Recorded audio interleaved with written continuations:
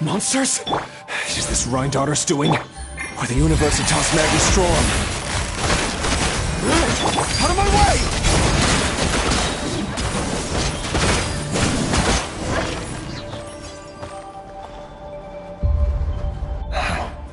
The Universitas. That reminds me of a rumor I once heard.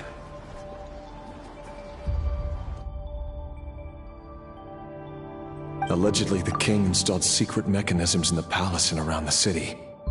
No one knows where they are or what kind of power they hold.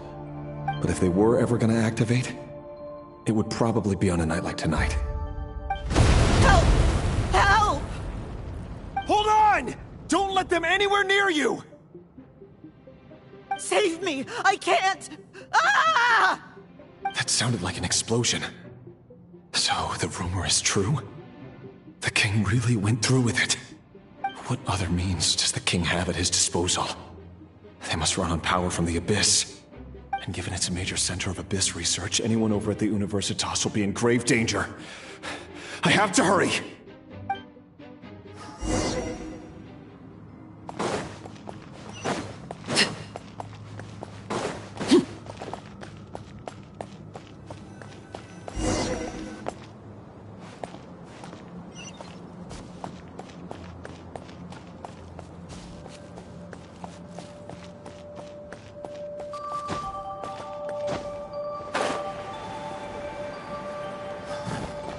Not now!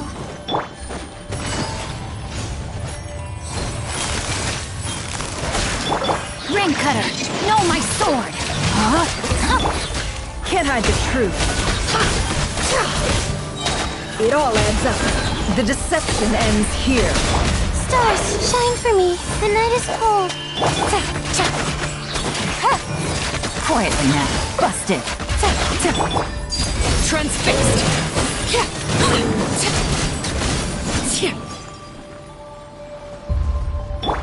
Things are about to get dicey.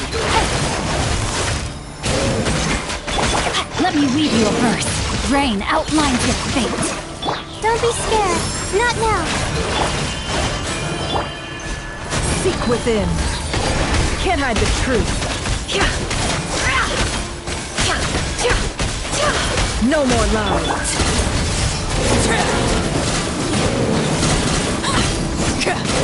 Everlasting as the moon. Game's up. Fun's over. Quietly now.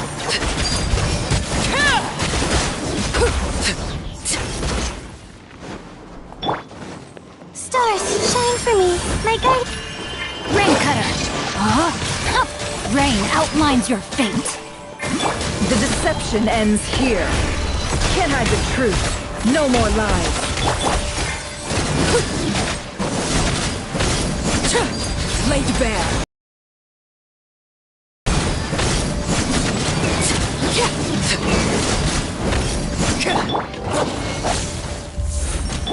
Here comes the catch. Gotcha. Quietly now. This is where you fall.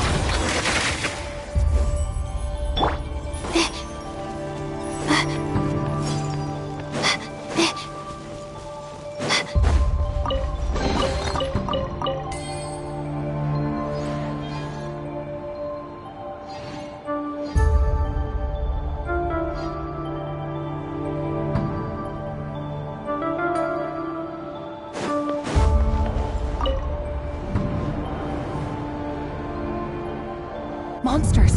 At the Universitas Magistrorum? Why now? Oh no! They're coming! It's no use. The table won't hold out much longer. The weapons. Where are the weapons? Of course. All the lab equipment was upgraded after the inspection last week, but the new weapons haven't been allocated yet. I'm done for. Is anyone there? I need help! Ah!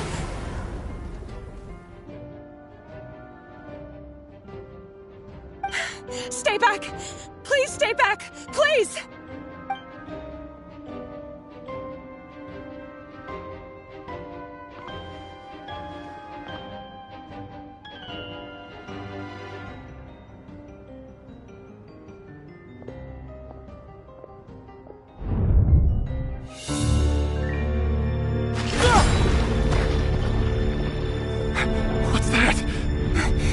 Reverie! So the rumors about your work are true. What? No! Listen, something happened at the palace tonight. We have to leave! You don't need to lie to me anymore. What do you mean? I know why you're worried, and I will respect the decision you've made. But it's okay, because I found a solution. I know how to end all this. You can have it back. The normal life you so desire. But until then, I'm afraid our wedding will have to wait. Celindus? No, don't do it! Celindus! Celindus!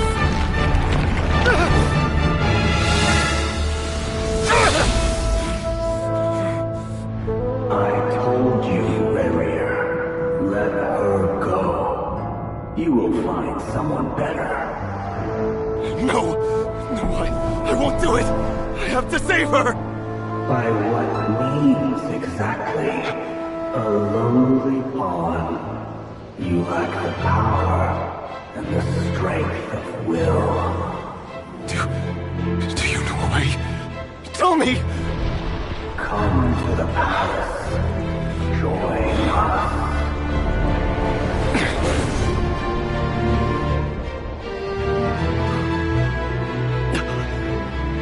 Reverie, thank goodness we... Step forth and take your share. You made it. Not you too.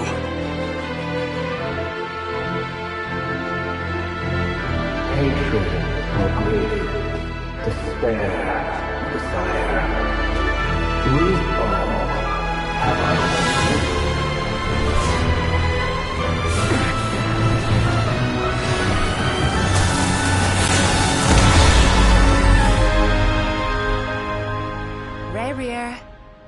Reverie. Celindus? Were you daydreaming?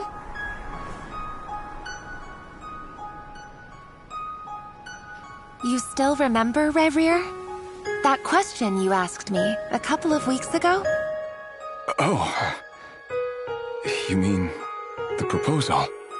Yeah. I'm wondering, where do you think would be a good place to discuss it? Maybe in the garden? Or were you thinking a fancy restaurant? It's your choice.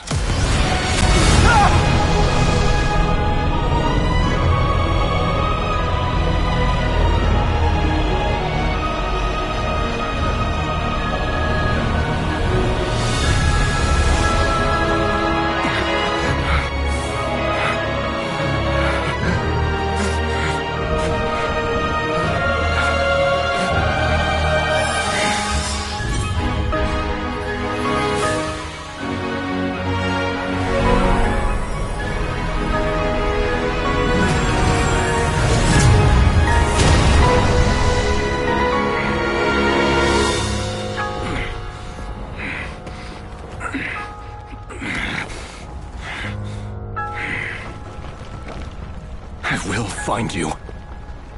And then... you can give me your answer.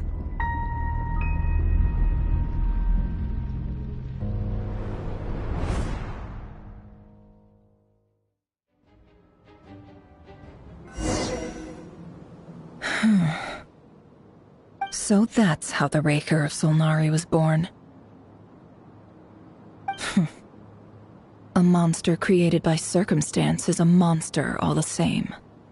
Viewing other people's thoughts for too long can get uncomfortable. Right now, I'm feeling a strong sense of loathing. In a nutshell, the story of Conria is what happens when the truth falls by the wayside. Everyone tells little white lies, and before long, you have a huge pack of lies that destroys everything. Phew. Time to get back. His past is filled with sorrow, but the tale of any fallen civilization is one of endless tragedy. Cruel as it may be, That was Conria's fate.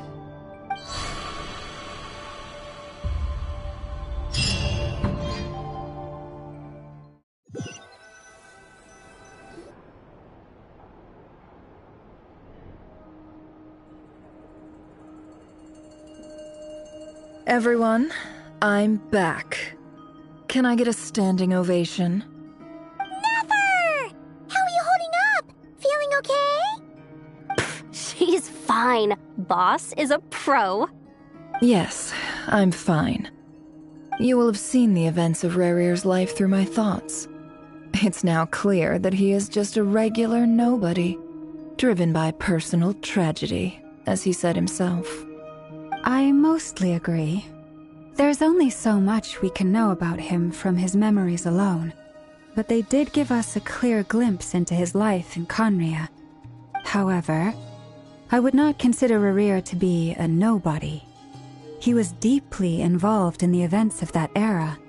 Yet, when the catastrophe of a generation strikes, nobody is safe.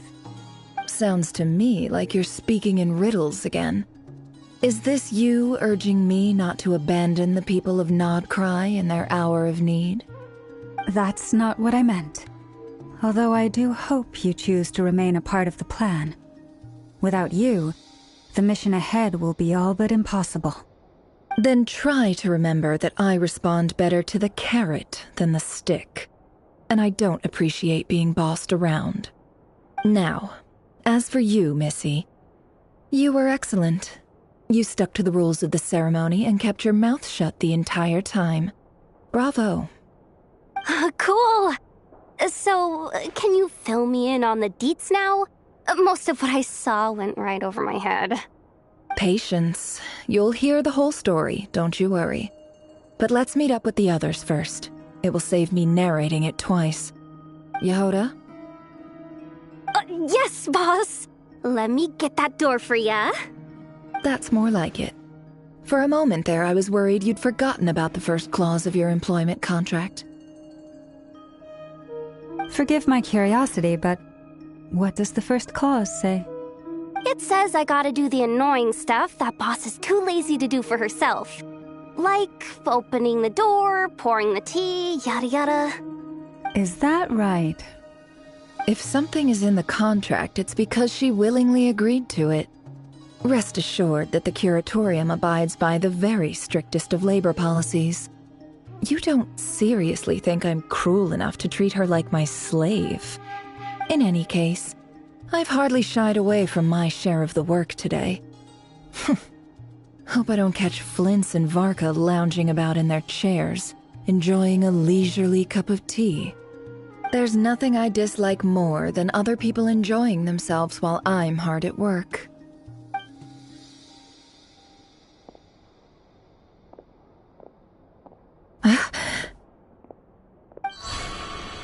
Oh no.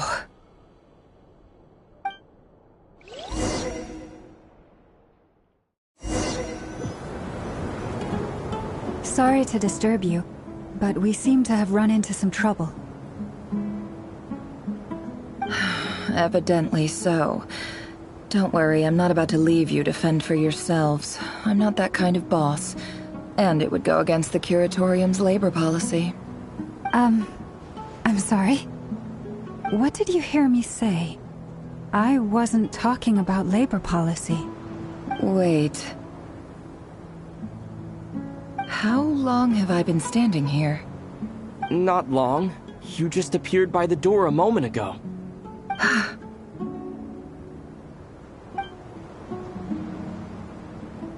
Boss, what's wrong? You look like you've seen a ghost. We've been tricked. We never left at all. Somehow I hallucinated that whole scene back inside the office. Hallucinated? But how? How indeed. This place should heed my will alone. All thoughts and actions that occur in here are just a result of pawns moving across the chessboard in a carefully calculated manner. And nobody has access to this chess set but me. So you control everything in here? More or less. But yes, it's a special technique of mine. Has anything like this ever happened before? Only once. It was the first time I used the chess set. Is there any similarity between what happened then and what's happening now? I suppose my thoughts are a little turbulent, which was also the case my first time. Is there anything I can do to help? The first clause of your contract clearly states that I only need your help with things that I'm too lazy to do myself. Meaning, you're not feeling lazy right now? Meaning this is not something Yehoda can help with. The chess set is a personal treasure that I alone understand. I must be the one to find our way out of here. Boss, it's fine. Really. Let me do something useful. Oh, listen to you. Whatever would I do without you, Yehoda? What? Really? Yes, really. Where would I ever find another employee as obedient and servile as you? God forbid anything ever happens to you. Oh, okay. Well, anyway, I was thinking of fetching some water. There's gotta be a source around here somewhere. I suggest everyone finds someplace comfortable to take a rest. We gotta conserve our energy. Even though all this chess malarkey doesn't exist in a physical sense, mentally speaking, it's all real. And so is our tiredness and fatigue. You don't want to dismiss mental fatigue. Just because it isn't physical doesn't mean it's any less serious. But anyway, I got your backs, so don't worry about a thing. Don't I have the best employees? Jealous much? If we can find a suitable time, I'd love to borrow Yehoda for a day to help out at the Frost Moon Scions. Would you be amenable to that, Boss Nefer? Oh, Lama. Have I ever told you just how pretty you are? Beauty runs from the tips of your antlers to the depths of your imagination. Time to rally, everyone. Follow me. As we continue our journey, the same rules will apply. That means stay focused and no talking no matter what we encounter. And don't disturb the chess pieces. You have my word that I will get us all out of here.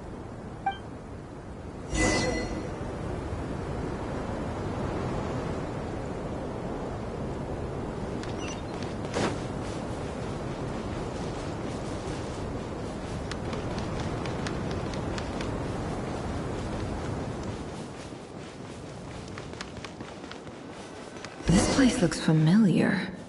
That's not a good sign. There's someone up ahead. Time for a little chat.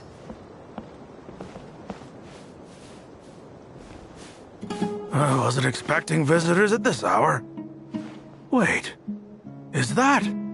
Oh, it's him. There you are! Sinue's been looking for you all day. I think he has some news for you. Oh yeah? What were you doing just now, Uncle Retinue?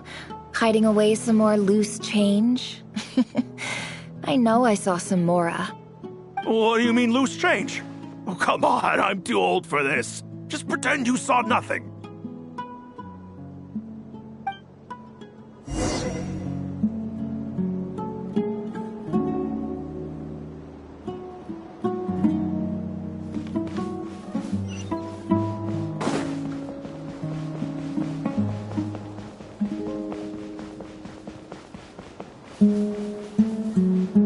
Hey, kid. Mind telling me what Sinuhe's been up to recently? I'm trying to get in his good books and I need a way in.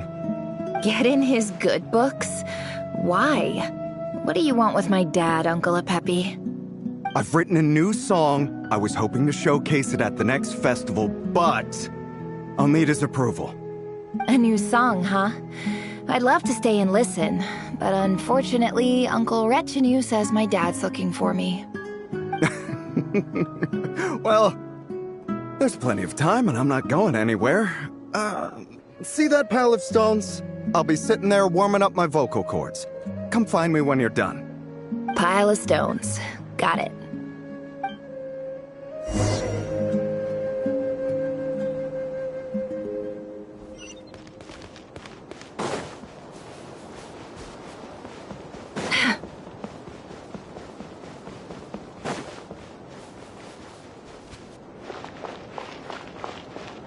Hi, Dad.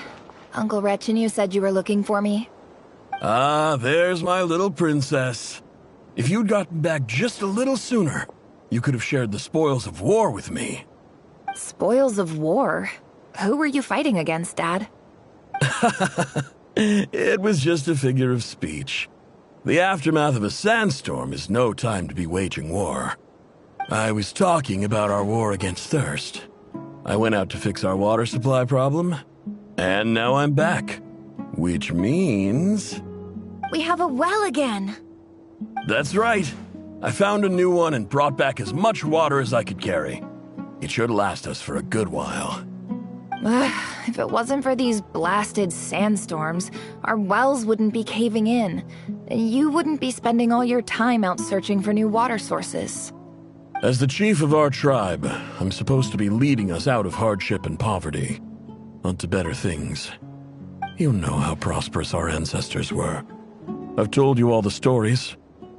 And look at us now, squeezed into these hovels.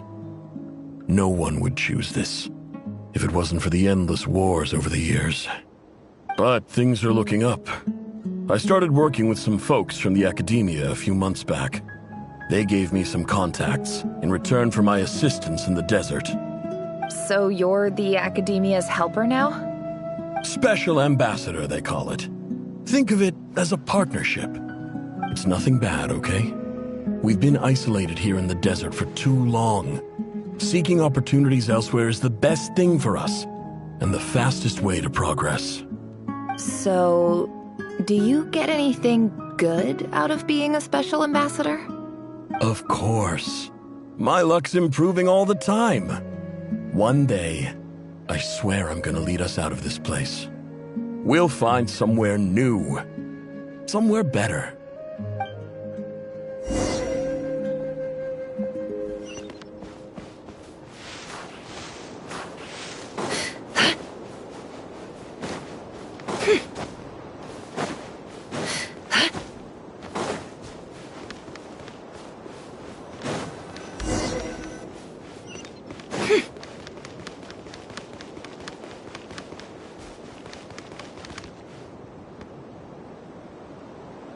That's our well, and you know it. You stole from us. Well, you've gone from chief to thief, and now you have to face the consequences. Did you really think you could take our water without permission and get away with it? You're either brave, stupid, or both. And that Special Ambassador Act? Yeah, nice try! We spoke to the academia. They said it was all news to them. You're a liar and a cheat!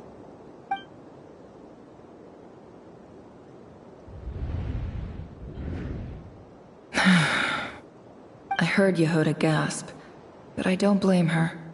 Most people are terrified by the sight of blood. Corpses strewn across the ground. The wounds are clearly from scimitars and daggers. The desert dwellers' weapons of choice. There's a handwritten note on the ground. Let's see what it says. Halil, this is Sinuhe, chief of the Shimti tribe. Surely you remember me. I was the one who helped you and your colleagues avoid the quicksand in the desert. This is my second time writing to you. I assume my last letter must have gotten lost in the mail, as I didn't receive a reply. I hope this one makes it to you safely. I'm writing to you because I need some help. That sandstorm the other day completely blocked up our well, forcing me to look for another water source in Iab and Unut territory. It was a matter of survival. Praise the gods. The well of the Iab tribe was intact. It was my last resort. I drew what water I could and left, but not without being spotted. I fear they will retaliate. You told me to write to you if I ever needed help. You said you'd be my ally in the academia. I urgently need you to formally recognize my title of Special Ambassador and send some of your people to assist me for a few days. It's the only way I can convince them that this was the academia's decision and prevent them from retaliating. This is an emergency. Please send help as soon as possible. Looks like this letter never got sent. The writer died a grisly death, and the letter was trampled into the ground. It's badly defaced. Some parts are barely legible. What a ridiculous lie the surviving Shimti tell. Their whole village was butchered over a sip of water.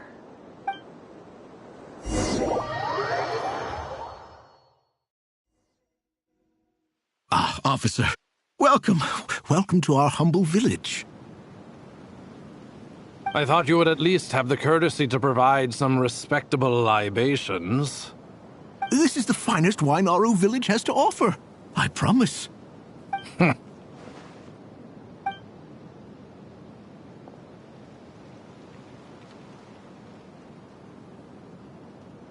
The Academia has agreed to reserve a single space for a candidate from your village. But I remain skeptical of this entire endeavor. I highly doubt anyone in this desert possesses serious academic potential. Please, have faith. If not in us, then in our God. The child we found shows great promise. I beg you, take her away from this place. Give her a chance. Don't let her talent go to waste. I don't recognize her. New arrival? She showed up here a few days ago and we took her in. She's a really bright kid. Please help. I'm begging you. So, where are you from? Nowhere special. Just a sand dune. What about the rest of your family? How many of you are there? Just the one. It's only you? Correct. So, no brothers, no sisters, no mother or father? Any who have slept on a bed of sand, I call my brothers and my sisters. Apart from that, I have no family. All right. Get over here. Sign your name on the form.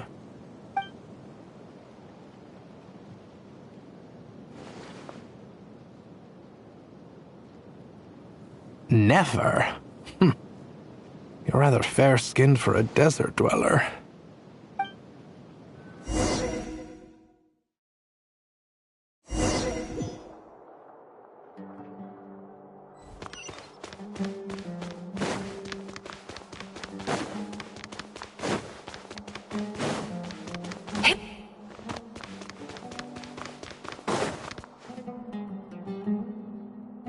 Nefer, this term's assignments have been issued already.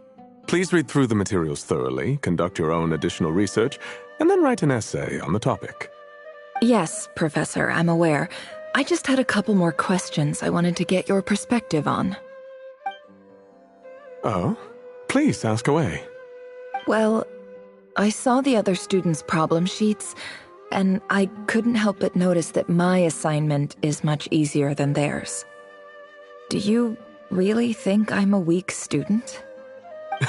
A weak student? Goodness, no. Quite the opposite. You have a sharp mind. Almost too sharp.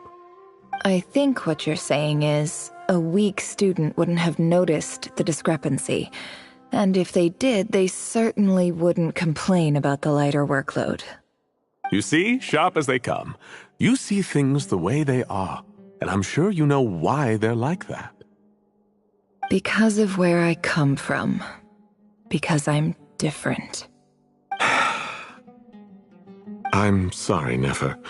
I don't like it any more than you do. It's just... Anyway, you said you had a couple of questions? What's the other one? I wanted to check... If someone sent me a letter to the Academia, where do I go to collect it? Ah, your family wrote to you. Well, as long as they put your name on the envelope, someone should hand it right to you. Not exactly. It's not even a recent letter. I was just curious where the mail would end up if no one collects it. The House of Dana, I expect. I know there's a box for unclaimed mail somewhere in there, probably sitting on a shelf. Whatever you're looking for, that'd be the place to start. Okay, got it. Thank you, Professor. Oh, don't mention it. Honestly, I feel like I failed you. I'm supposed to be your teacher, but I haven't taught you anything. Hey, don't say that. You're a great teacher, and you do your best for all your students. But the rules are the rules. You're not allowed to teach students like me. It's not just the academia either. The whole world bends over backwards for the successful, and leaves the losers to suffer and die. Oh, my dear child. Don't tell me you've given up on life already. I haven't.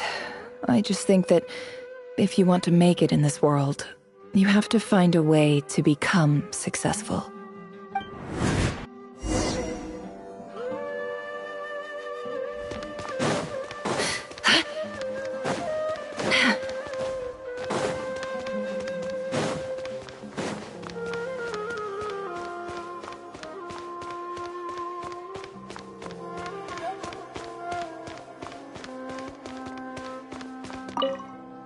This must be it. A big cardboard box full of unclaimed mail. And probably some letters that ended up here by mistake, too. Let's take a look.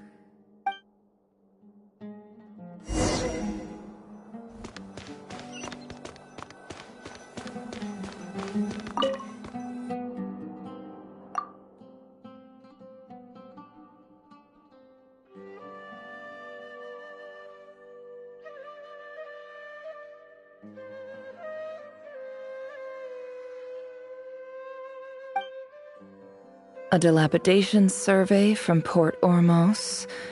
Looks like it's from a Corps of 30 representative. What a strange thought. A bunch of mercs losing sleep over rundown buildings. This one was never even opened. I guess the recipient didn't care what the Corps of 30 had to say about anything.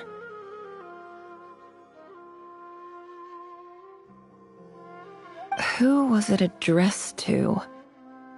I don't recognize the name, but it must have been a Ksharawar professor.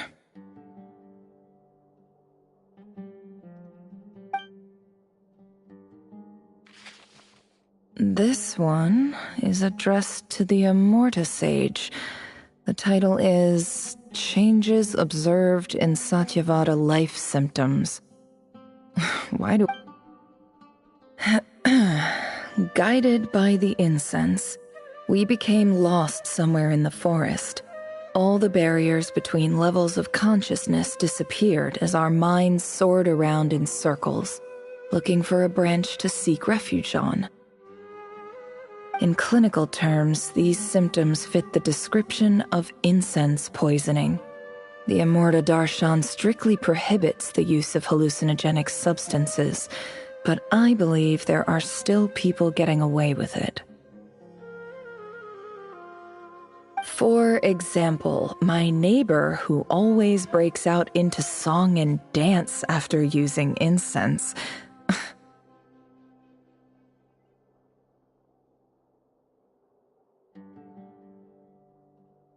This seems like something the academia would want to know about. Why wasn't it collected?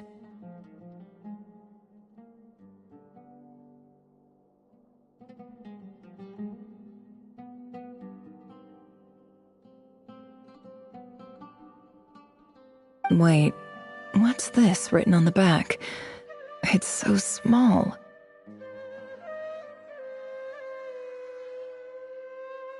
The note says, "The sender authored this letter while under the influence of mushrooms. I would send it back, but no return address was provided. Stamped by the Grand Conservator of the House of Dana."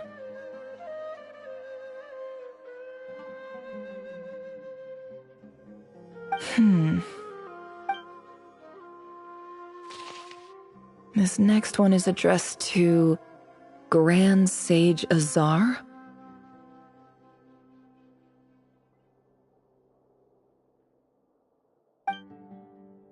A few words of protest regarding recent changes in Sumeru's educational policy.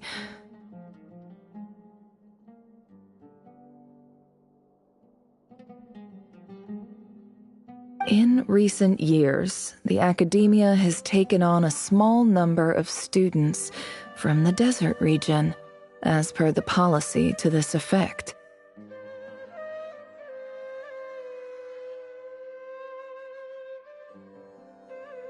However, it appears to me that these students have not, in fact, been provided with educational opportunities that are, in any meaningful sense, equal to those enjoyed by their peers.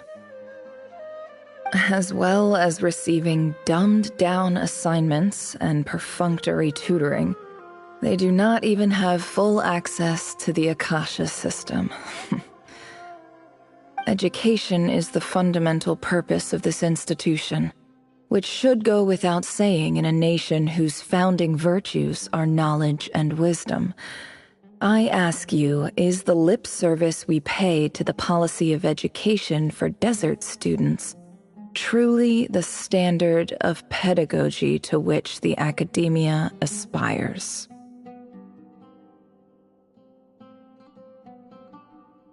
As Grand Sage, policy decisions are your prerogative, but do not forget your roots. You and I were once students too, as was everyone else in this institution.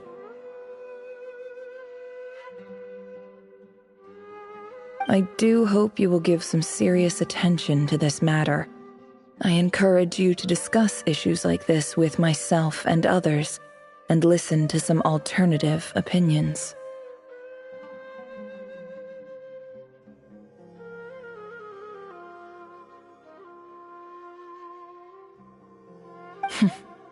Great letter. Shame it didn't get to where it needed to go.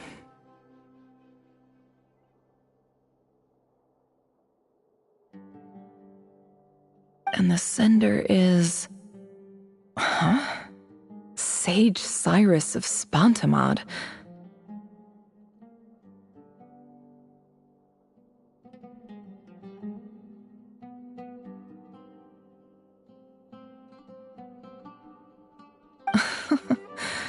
I didn't realize anyone else even knew how bad students like me have it in this place.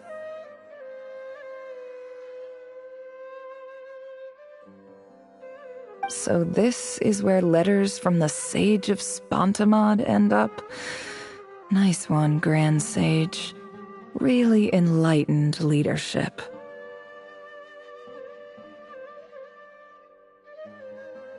Whatever. This isn't what I came here for. Moving on. I'm not exactly holding out hope that a letter sent from the desert would even make it here. But if it did, where else would it end up if not in this box?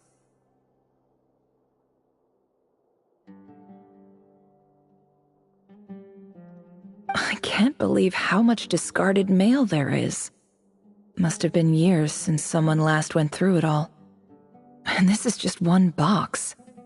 The whole house of Dana is boxes on shelves.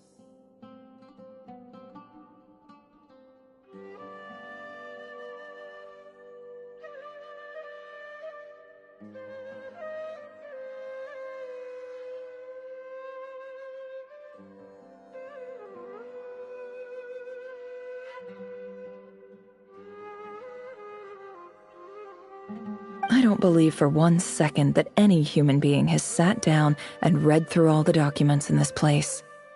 Who has that much free time on their hands?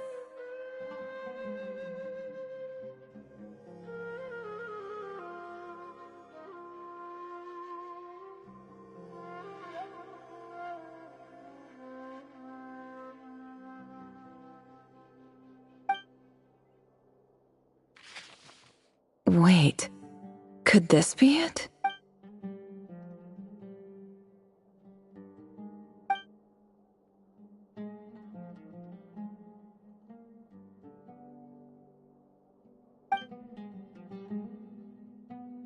Greetings, Halil. My name is Sinuhe, chief of the Shimti tribe. I was the one who came to you and your colleague's aid when you ran into trouble in the Great Red Sand. I don't know how well you remember it now, but I brought you to safety and gave you some water and other supplies. You seemed very pleased and told me your name.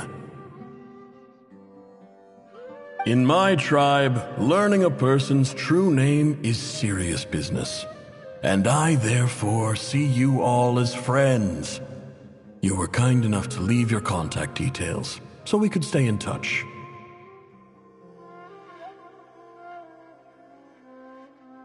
The Shimti tribe lives a harsh, nomadic existence in the desert. You were sympathetic towards my plight, promising to make me a special ambassador of the Academia and help us find a way to make a better living. This brings me to my reason for writing. Our tribe has fallen on particularly hard times, and I would like to ask for your assistance. There was a terrible sandstorm a few days ago, which blocked up the well in our land. To ensure my people's survival, I had no choice but to venture into Iyab and Unut territory in search of an alternate water source. The Iyab and Unut are descended from the Thamudians, while we trace our ancestry to Tulatala. We worship the Lord of Flowers and have had relatively good relations with our fellow tribes up until now.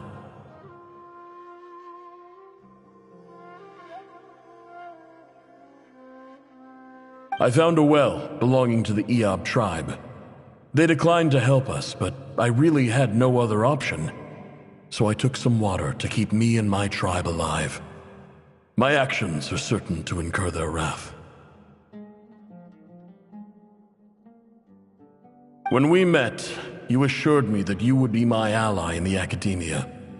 I would like to take you up on that offer, because I really need your help.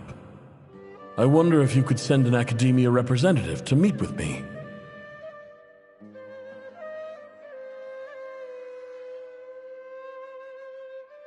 That aside, the last time you were here, you mentioned that the Academia had started accepting students from the desert, and I told you a little about my daughter, Nefer. We have next to no resources here in the desert, and my power and influence are limited. Would you consider enrolling my daughter at the Academia? She is a smart girl. I know she won't disappoint you. From the outset, the Academia never took you seriously. Those things they promised were just empty words. I doubt they even remember the name Sinuhe. And you were so emphatic that your luck had finally changed for the better. You swore you'd lead us to a better place one day. You spoke with such conviction, like you were the most powerful chief in the whole desert. You liar. You lied about everything. You promised the world and delivered on none of it. And who fell for it? Just me, by the looks of it. Despite your best efforts. Which makes you a pathetic liar. You weren't even any good at it. I think I'll take over from here. Let me show you how it's done.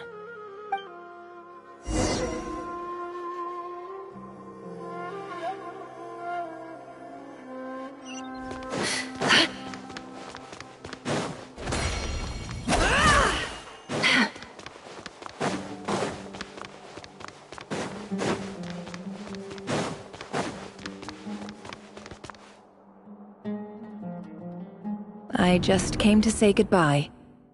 Thanks for everything you've done for me in my time here. Nefer? You packed your bags. Where are you going? I'm quitting. Something's come up in my hometown. Gonna head back and deal with it. Huh? But this was a hard-won opportunity for you. You know that better than I do. It was. But it doesn't matter. I have more important things to deal with, and they can't wait. Oh, and I didn't want to overfill my bags, so I left some incense on your desk.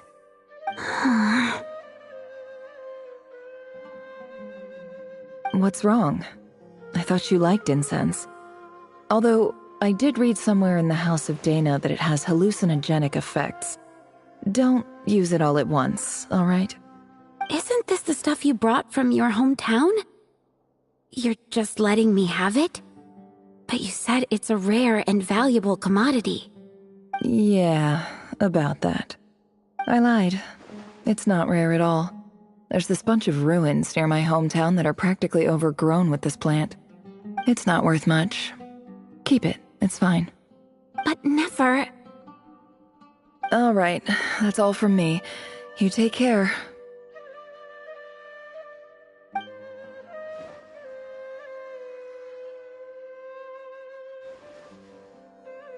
Don't forget me, okay?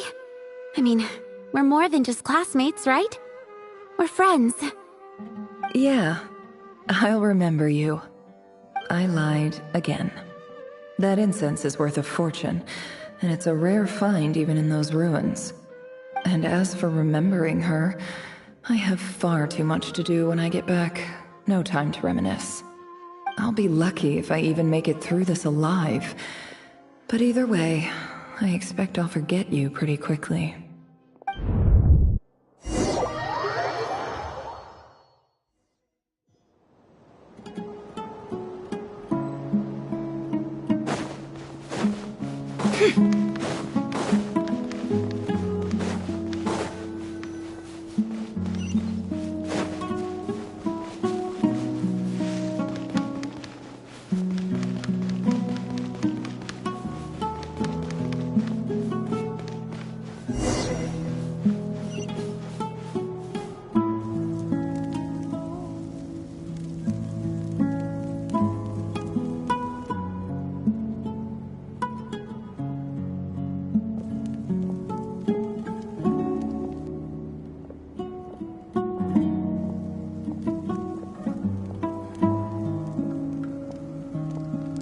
It's a pleasure to meet you, Mr. Arif.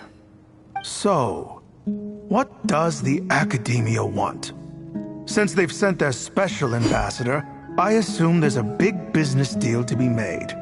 If not, I'd be very disappointed. Please, sir, lower your blade. You're lucky I'm the one they sent. Not all special ambassadors share my admiration for the Iab people. The ever-shifting balance of power in the desert reduced the once great civilizations of this region to rubble and sand. But the story of the Iab has a very different trajectory. Others grew weak, but you grew strong, beginning in obscurity and moving to prosperity. You're the only ones who defied the trend. Huh. So, you do know who you're dealing with? This well is the perfect symbol of your strength, is it not? It used to belong to the Unut, but it looks like you have control over it now. You're not wrong. But I'm sure you didn't come all this way just to flatter us. Of course not. I came to bring you some very good news. Some information that recently came to light, which might just be your ticket to freedom. Records uncovered by the Vahumana Darshan show that a certain well currently under Iab control is built on top of some ancient ruins. These ruins are of great archaeological interest to the Academia. I checked the map carefully on my way over here, and I'm confident that this is the well in question. The Academia is offering 50 million mora in return for excavation rights. 50 million? No, wait. If these ruins are as important as you say, 50 million's a little low, don't you think? Don't get greedy, Iab. We know far more than you think. We know that you seized this well by force. Wasn't that the first step in your rise to power? To drive away the Unut and steal their water supply? So what if it was?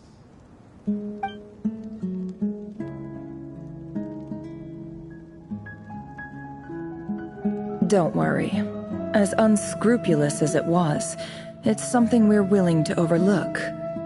The Academia is only interested in dealing with the de facto power holders in the region. I hope I am making myself clear. And I hope your words are the truth. If I find out the Academia is trying to play me, I'll hunt down every one of your people and make you watch as I cut their heads off one by one. I assure you, Chief, that would not be in your long-term interests. You don't want to make an enemy of the Academia. You see how I'm dressed, don't you? I appreciate that you've never been to the rainforest, but surely even you recognize an ambassador's attire when you see it. And what does a barbarian like you have to lose anyway? You really think the Sumeru Academia would bother to come all this way just to lie to you? We have more important things to worry about. All right, I take your point. The Academia is the highest authority in the land. I'm sure you're trustworthy people. In that case, we have a deal. We will sell you the excavation rights. I'd like to thank you, Ambassador. This is good news indeed. Excellent news. In fact, it calls for a celebration. Would you do us the honor of staying a while and enjoying some Iab hospitality? Gladly. I am partial to wine myself, and I trust you are as well. So let's indulge in a few drinks together, in celebration of this momentous occasion.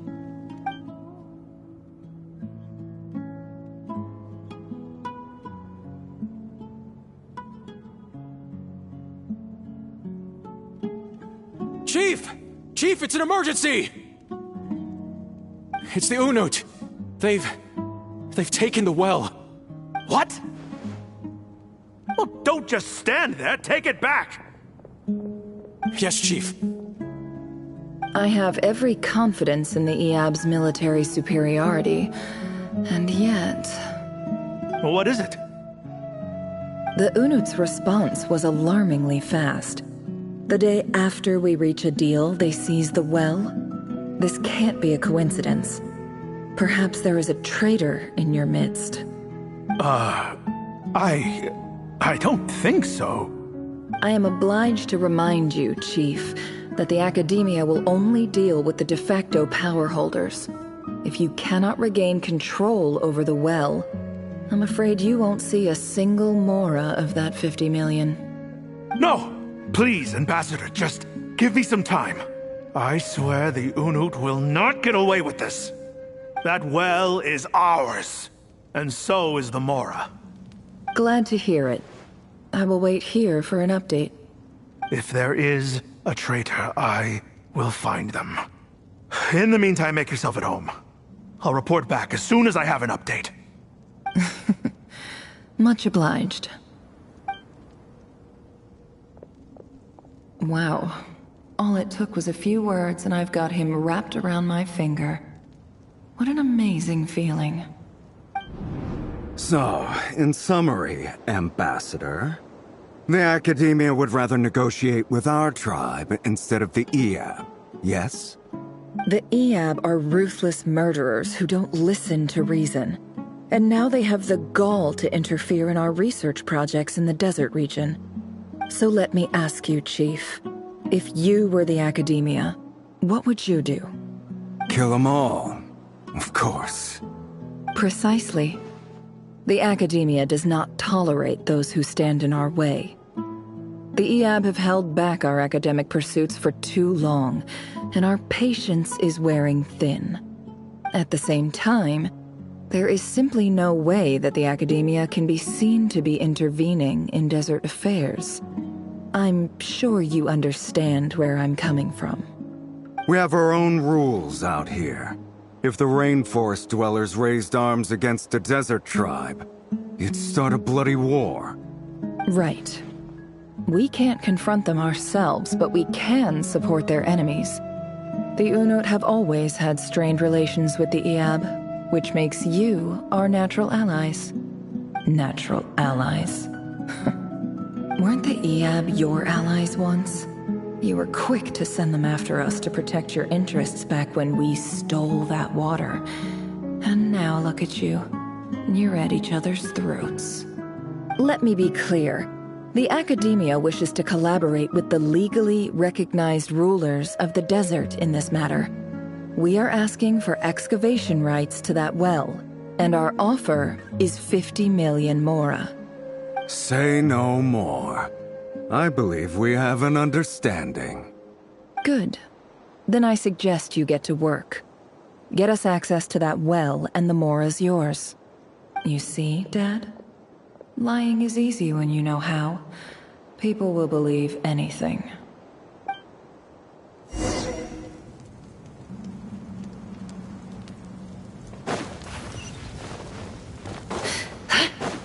It all adds up.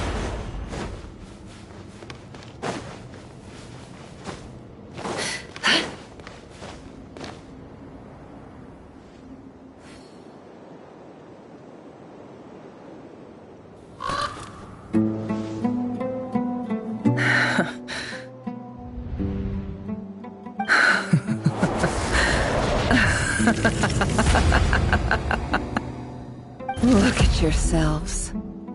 You may be vile, savage monsters, but your butchered bodies bleed like any others. You're no different. You're nothing special at all. The monsters who destroyed my home, they're just ordinary, petty human beings.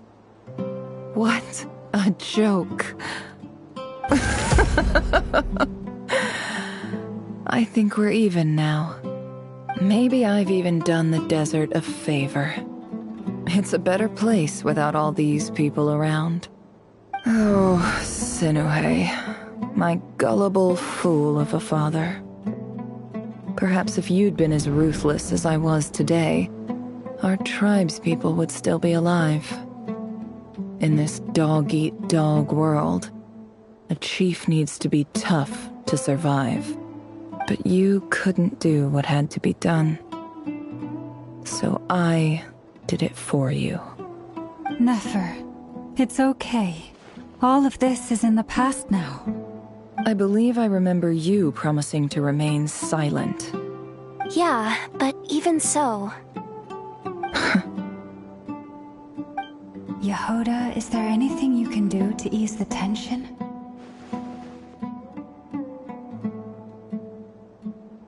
Alright, time for a sharp turn onto a completely different topic.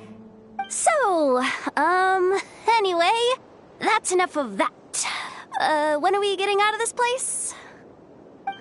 Feels like we've been walking forever. I'm getting pretty tired. Oh, Halma, you tired? Yes, if we can find somewhere to sit down, I could certainly do with a rest. It's not far now. There should be a temple just up ahead.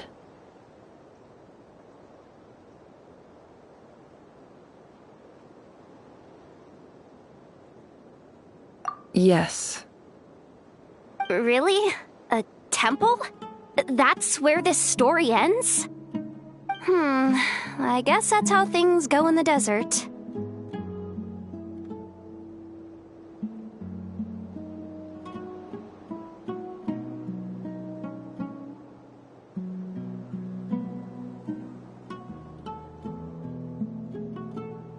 Desert dwellers can never escape their destiny. Or so everyone says. I never wanted to believe it, but looking back now, I'm as desert as they come. You mentioned a temple. What's waiting for us there? My biggest trade secret of all. Ah. Then I'm guessing it's where you got your power from. The power to peer into other people's minds. I didn't know you were clued up on any other religions. I'm no expert in the history of Sumeru, but since you come from the desert, I would imagine it has something to do with King Deshret. Sounds impressive.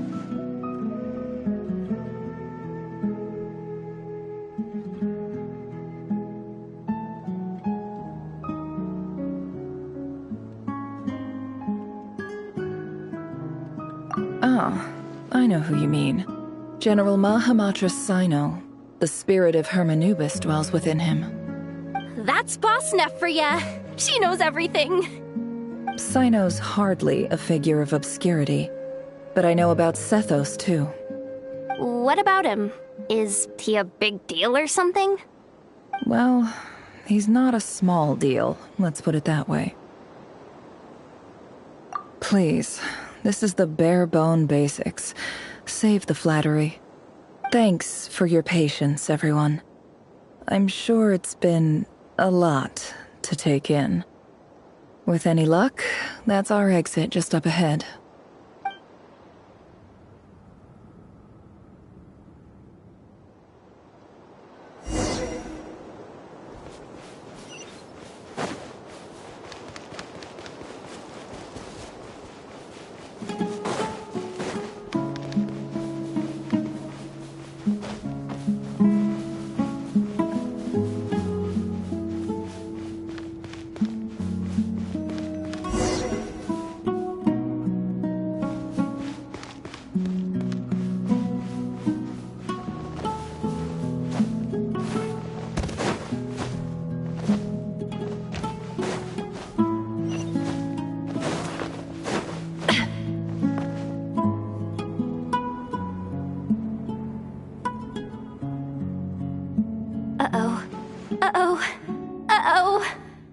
I'm totally out of my depth here. I don't have anything to add about any of this stuff. Like, look at that statue, for instance. I want to do the whole name-dropping, this girl knows her stuff thing too, but I've never seen anything like it before. A statue with the head of a bird.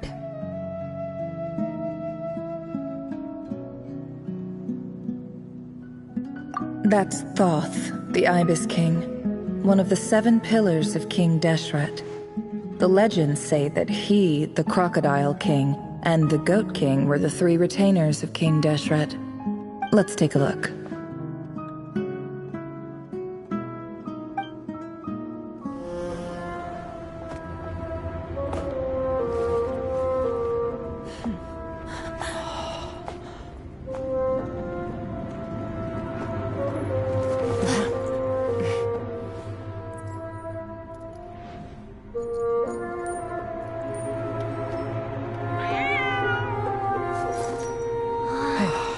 It's just Ashru. So, all is well?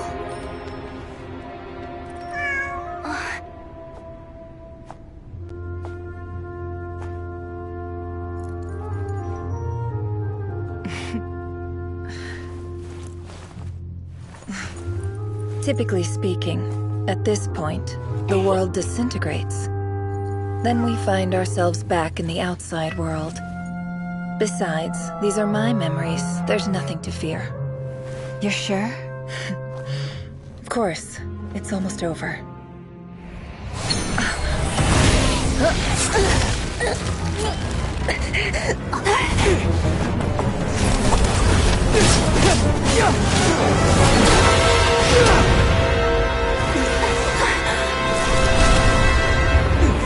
Never! Hold on!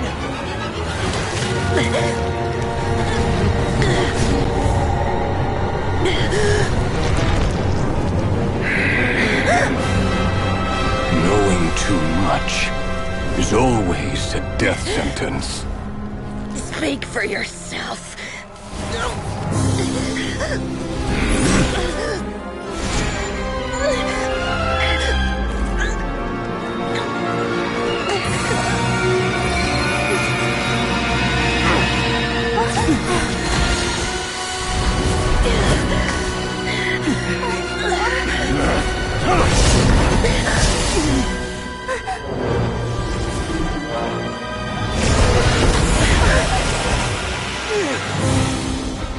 How repulsive.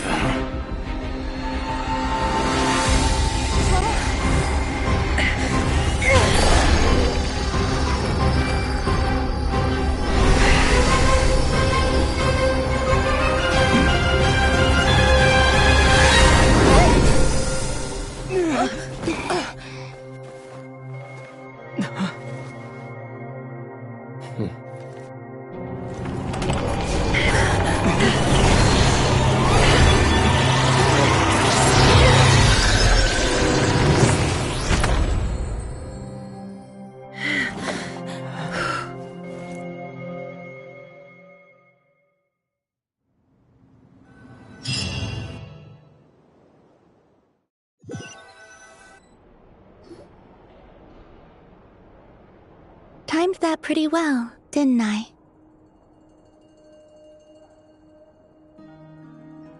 It's okay. I'm just glad no one was hurt. Paimon noticed you doing something too, Dainsleif. Were you helping get them out? Of course. When I asked Nefer to conduct this investigation, I was not naive to the dangers involved. I had a duty to ensure your safety. Good to know your sense of justice is still intact after all these years. I take that to mean that you saw the truth. That comes as a great relief. I certainly did. And thanks to your help, I also managed to trap Rerir inside the chess set. Whoa, really? How'd you manage that? Well, to be honest, I sensed that something was wrong long before we made it to the temple. By using this fragment to probe into Rerir's past, well, the monster formerly known as Rerir, it seems I alerted him. I was tracking him, then he caught on and started tracking me too. Can't say I'm surprised. But how did he track you through your thoughts alone? That shouldn't be possible. Rerir was a secret agent who reported directly to the Vinster King. He is an expert at finding a trail and hunting down his pursuers. No wonder. He infiltrated the chess set, read my thoughts, and built a new virtual chess set inside of it. That's why we weren't able to leave at first. Speaking of your chess set, it's quite a remarkable item. Would I be right in thinking you have some connection to King Deshret? You overestimate me. I only have a connection with one of his underlings, the Ibis King. You all saw how this came to be. A long time ago, the Iab massacred my tribe, the Shimti, in our home village. A few years later, I enrolled in the academia, where some new information came to light. The Unut and the Iab fought a bitter battle over the rights to a well, all for the sake of a non-existent 50 million mora. The Iab ultimately won that confrontation, but their victory came at the cost of almost every warrior in the tribe. The final blow to the Iab came at the victory feast, when an Unut assassin beheaded their chief right before my eyes. The remaining Iab fled and have been scattered to the winds ever since. Having gotten my revenge, I returned to my hometown, where to my surprise, the nearby temple was still standing. There it was, seemingly immune to the relentless hostility of the desert, while my tribal home lay in ruins. As I stood there gazing at the temple, I noticed a cat just outside. This cat, as it turned out, was home to the spirit of the Ibis King. He led me to a gate deep inside the temple, and there he made a deal with me. This chess set is my gift from the Ibis King. The chessboard within is made to the same specifications as the one in the mausoleum of King Deshret, and represents his power of piercing analysis. With this chessboard in its container, I gained a certain ability to perceive hidden secrets. Now, you could conclude that the Ibis King simply wanted to give the people of this world the power to seek the truth, but I don't believe that's the full story. Every god plays favorites. Their hearts are as fickle as any human's, full of secrets, perversions, egotistical tendencies. But precious few gods are willing to admit this. It is the same with all powerful forces, including fate itself. Their gaze falls preferentially upon a select few. As you rightly point out, this is an act of favoritism. If you're alluding to the Abyss, then yes, I agree. Gather the others. It's time to share everything I've learned.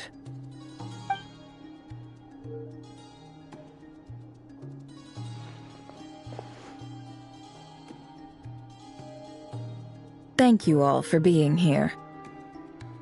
As promised, I did some further investigating into the Reicher of Solnari's background. I am pleased to report that the investigation has been most fruitful indeed. The Reicher of Solnari, real name Rerir, was once a Conrian subject who served the Vinster King. I will now share the important details of his story. Please save any questions or comments for the end.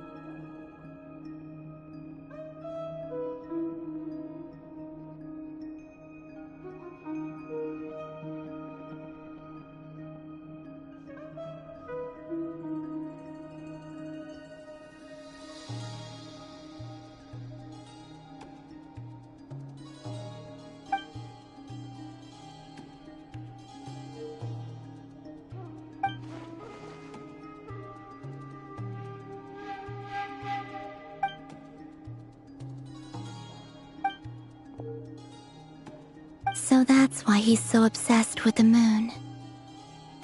A tragic tale, to be sure. But it does not excuse his many transgressions. No matter how much Rerir suffered in the past, the fact remains that he is what we know today as the Wild Hunt, wreaking havoc upon innocent lives in Nod Krai. He becomes more dangerous with each passing day. If left unchecked, it is simply a matter of time before all of Teyvat suffers the consequences. This is a threat that the Knights of Favonius cannot ignore. A question for Miss Columbina. Forgive me if this is presumptuous, but have you ever seen the spatial gateway that appeared in Rerir's memory? Never. But I have heard stories of something called the Moon Gate, and this seems to fit the description. Miss Lama, any thoughts on this? In the lore of the Frost Moon Scions, the moon is believed to hold many secrets. Some sources speak of ancient knowledge, others of a gateway to the unknown. The term Moon Gate is one I have heard before, but as is the case with all of our legends, there are no records of any first-hand witnesses. We cannot know whether it truly exists. Then back to Miss Columbina. As a moon goddess yourself, do you have some idea of where the Moon Gate leads to? Not at this stage, sorry. I do hold the power of the Frost Moon, and my strength is recovering well. I can sense that the gate would open at my command, but... But there's more to the power of the Frost Moon than that? Yes. A moon goddess has the right to open the Moon Gate, since it is a path to the moon. But as never mentioned, holding open a spatial gateway takes a huge amount of power. And right now, I need to conserve my energy to fight the Reihir of Solnari. I'm afraid this is one mystery we may have to leave unsolved for now. I agree. Better to save your strength. But if you'll humor me for a moment, I have a bold conjecture of my own regarding the world beyond the gateway. I highly suspect that neither Tholindis nor Rerir made it through unscathed. The evidence pointing to this is the fact that the Reihir of Solnari exists in the form of countless fragments. With the abyssal power he wields, no ordinary foe can touch him, let alone tear him to shreds. And yet, the Wild Hunt proliferates wherever his scattered fragments lie, drawing hordes of monsters to many different locations across the land. So your theory is that Rerir was physically torn to shreds by some powerful force? Hence, why the Wild Hunt is a distributed phenomenon, rather than a unified one? Makes sense to me. Explains why the Wild Hunt is so pervasive, and why he's been trying to piece himself back together. He was whole to begin with, and he wants to be whole again. Without the power of the Abyss on his side, he almost certainly would have perished the moment he was torn apart. But the Abyss, much like a curse, has kept him alive. I could not agree more. The power of the Abyss is most surely a curse. It is a compelling explanation. and one that accords with my present understanding of abyss creatures. Whether the life form in question is primitive or advanced, if a curse has extended its lifespan unnaturally, it will continue to survive in spite of everything. This raises some interesting questions. I will run some experiments and see if there is any validity to my suspicions. That being said, regardless of whether my research bears fruit, I would like to thank Miss Nefer for conducting such a thorough investigation. Already, it has greatly enriched my understanding of the entity we face. My pleasure, Mr. Albedo. I too hope that the information I have shared today proves useful as we look to formulate the next stage of our plan. Hey! What is it, Dainsleif? You look really upset! It's just... when I think of the man I once knew as Rerir, I struggle to understand why things had to turn out like this. The two of you used to be friends, didn't you? I don't know if these words will bring any comfort, but my heart goes out to you. Mine too. We can never know all the hows and whys of the way things are. The moon and stars are full of untold secrets and lies, and the skies are host to many more mysteries than these alone. Yet, none of that can begin to compare with the complexity of human life. Those are the first comforting words I've heard in a long time. Thank you, both. Well, I think this is a good place to end today's meeting. I'm sure Nefer needs some time to recover. She's been through an awful lot today. That's very thoughtful of you, Lama. Of course. Sounds good to me. Take some time to rest and digest before we reconvene to nail down a plan.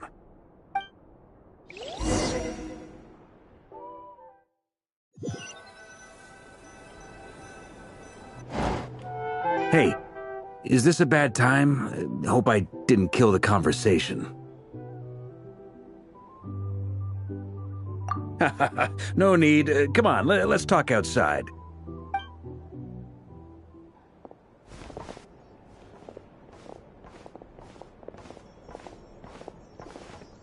Anyway, Nefer went back to the curatorium to get some rest. But before she left, she shared some things with me that I thought you should be aware of. Firstly, although she managed to trap the Raker of Solnari inside her chest set, there's no guarantee that the power of the Ibis King is any match for one of the 5 sinners. Their powers are beyond our comprehension. It's only a matter of time before he finds a way to break out. We have to come up with a plan and take care of him before that happens. Honestly, my mom figured that might be the case. So, how long have we got? Well, I asked her that same question. She talked for a long time, but for the most part, it seemed like she was trying to convince me how precious her chess set is. What a long and storied history it has. It felt like some kind of sales pitch, you know? The kind where you end up handing over Mora against your will? Anyway, after all that, she finally answered the question. 2 days, at most. 2 days? Holy moly! Can we even recruit enough help in that time? That remains to be seen. Which brings me to the second issue. Dainsleif is obviously conflicted about this whole thing. But given how little time we have, there's no way we can pull this off without his help. You have some history with him, right? Do you think maybe you could talk to him for us?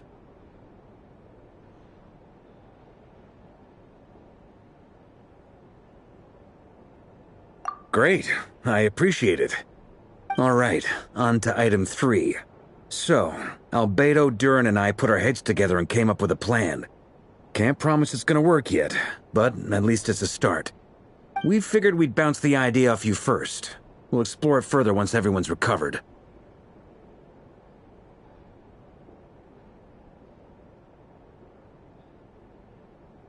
Oh, Paimon's dying to hear this. All right, so here's what we're thinking.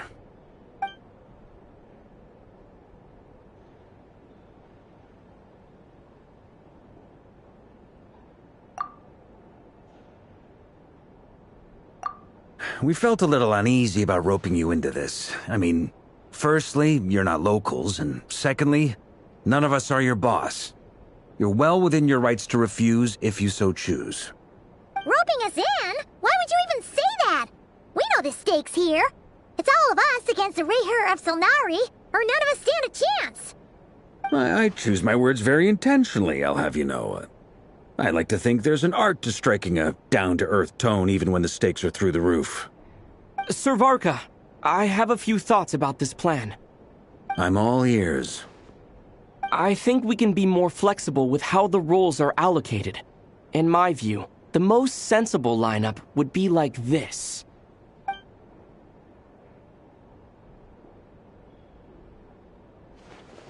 I see your point, yeah. But if that's how we're going to approach this, you'd better make sure you're ready. To be clear, I don't doubt your abilities. Far from it. I just want to make sure. Are you really willing to take all this on? I want to do everything within my power. The Rayher of Solnari is a truly fearsome opponent, and if I do my part, it'll greatly reduce the risk for everyone else involved. Well, that tracks with what I've heard. Jean's mentioned in her letters that you're so diligent it's almost abnormal. As in, most people weigh up the risks and rewards in situations like this. But you seem to just march towards danger without a moment's hesitation. Of course, everyone appreciates a fearless pioneer.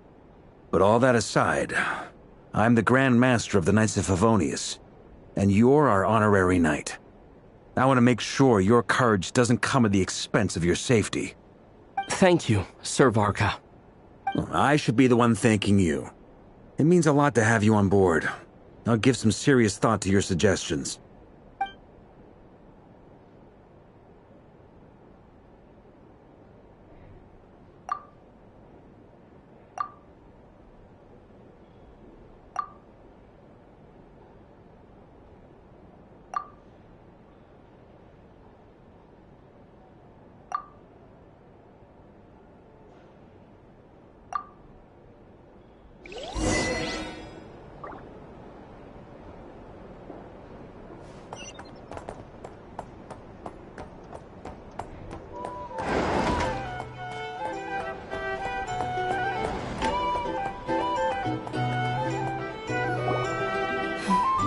This is a thorough plan, but I do have one last question before we take action. How can we be sure that our enemy won't leave the designated area? Great question. Albedo's been hard at work analyzing Rayher and the Wild Hunt's behavioral patterns. His conclusions are as follows. Firstly, from the earliest known confrontation until now, Rayher has never displayed any ability to manipulate the dimension of space. So it's unlikely he has any power in that domain. Secondly, he seems to have a particularly strong vendetta against our group. If we put him in a fight-or-flight situation, he'll choose to fight every time. Thirdly, finally, and most importantly, he is consumed by hatred, both for the moon and for his enemies. Turns out, we tick both of those boxes. We have a reincarnated moon in our ranks, and a spy who accessed his private memories without permission. He'll be baying for blood, not looking to escape. As someone who's had their fair share of interactions with the Wild Hunt, those all seem like valid observations to me. Understood. Then I will defer to the verdict of the group. Well, everyone, that's the plan in full detail. Albedo and Durin are carrying out their part as we speak. Plan approved. Scheduling. Okay, any firepower you need, I got you covered. Let's light this baby up. The Frost Moon Scions are behind you as well. And the rest of you?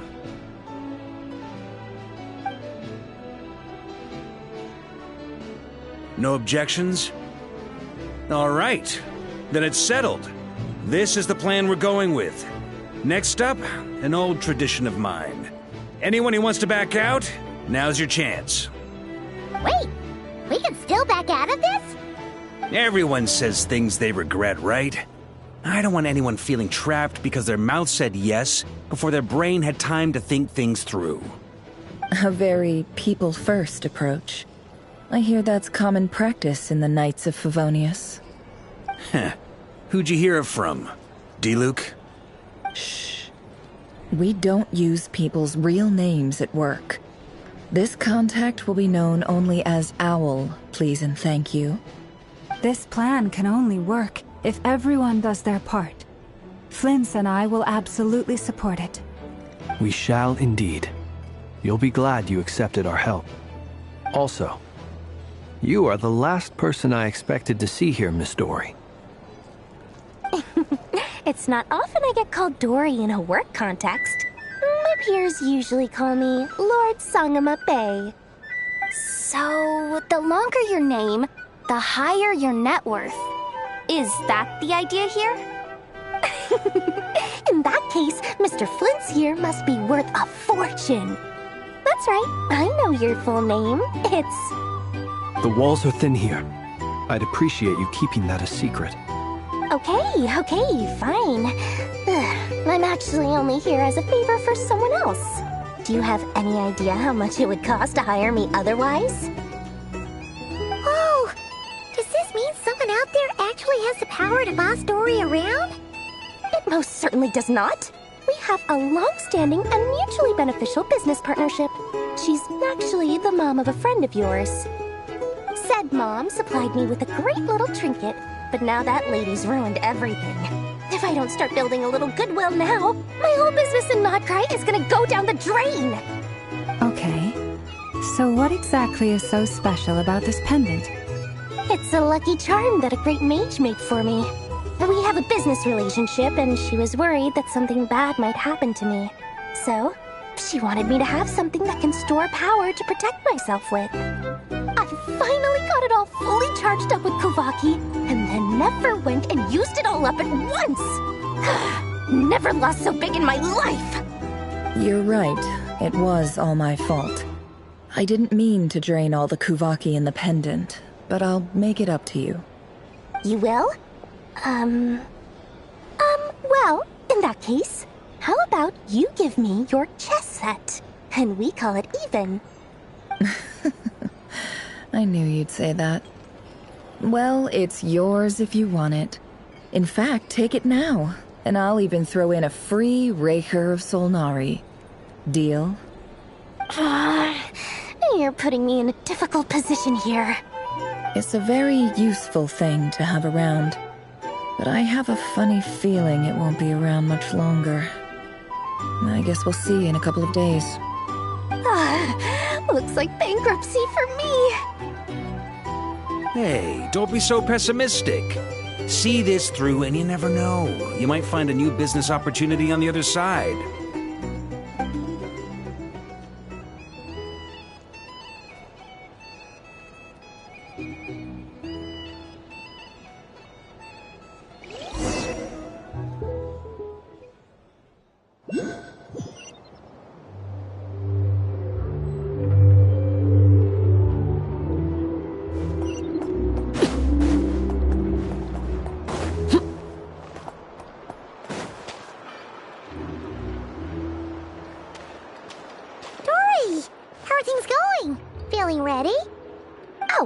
Was born ready. We only have 2 days. You think Lord Sangama Bay would let an opportunity like this slip by? Don't forget, when something's in high demand, the people with the goods on hand get to charge the highest price of all, even higher than the sellers taking advance orders. Ta-da! See? It's right here! Ah, it's so pretty! Did you make it?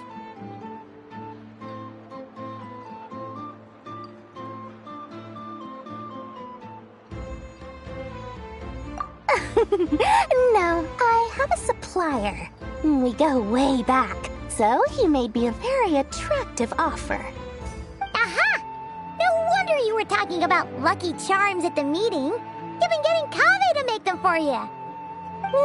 That's not the full story. It actually started a while back as a project between me and the Dendro Archon. Mage Alice once warned me that this world won't stay safe forever. There may come a day when everyone faces a great crisis. I passed this on to the Dendro Archon, and she secretly brought together a research team made up of Sumeru's top scholars to invent a technology that could keep people safe. I won't go into the details because it's all very complicated, but if you want to know more, you can ask the Dendro Archon about it sometime. Anyway, point being, it was the Dendro Archon who asked Kaveh to build this little contraption. As one of the top Kashara War talents, he was the obvious choice. Took him long enough. He stressed over it for ages. Must have gone through at least a dozen designs before producing a final product. But that's Kaveh for you. Marak delivered it to me a couple of days ago, along with a letter from Kaveh. Could I ask why I'm sending this technology to you? And what's your proposed use case? Has it been approved by the relevant authorities? So nosy. My fault for sending him the research permit to begin with. Surely Nahida must have told him you were involved in this project. He was probably just nervous because you're always so secretive about your business. Could be. Anyway, I just replied, let's hope there never has to be a use case, because it would involve grave danger. Fair enough. But it sounds like he was just being cautious. He probably felt responsible as the one who made it. Or maybe he was asking as a favor for his housemate. He's done that before. Not sure why, though. His housemate doesn't seem to really care that much about this kind of stuff. Either way, all's well that ends well. I'm just glad to finally have my hands on the product. I wouldn't want to be without it, given the potential dangers that lie ahead. Huh? What does that look mean? Paimon's just super surprised. This must be the first time we've ever seen you actually get serious about something.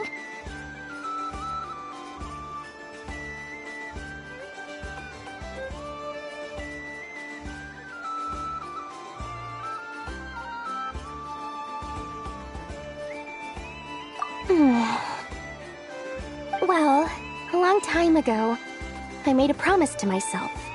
I promised that I was gonna live every day of my life with a big beaming smile. Obviously, Mora plays a big part in that. But there are always gonna be times in life when you have to give something back. That could mean paying back a debt, returning a favor, or showing some kindness. Alice has been a huge help to me over the years. She was the first investor I ever had. And I want my investors to know that Lord Sangama Bay is the best in the business. And more than that, no one knows what the future will bring. Whatever happens, I want to make sure the Dendro Archon and all of Sumeru is prepared to face whatever comes.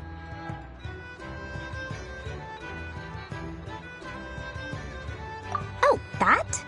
I was just making sure Nefer and I are square. Don't be thinking it was some sort of benevolent act. I'm no saint, so don't treat me like something I'm not. My priority is doing the business that I want to do, so long as my conscience lets me, but it usually does. That's the Lord Sangama Bay business model. Alright, if you say so. I do say so, and that's the whole point. I'm a businesswoman. Don't go trying to figure out what kind of person I am. You'll exhaust yourself. Much easier for everyone involved if you just take my word for it. Oh, and could you two help me get this stuff where it needs to be? Thanks so much. You're my favorite assistants.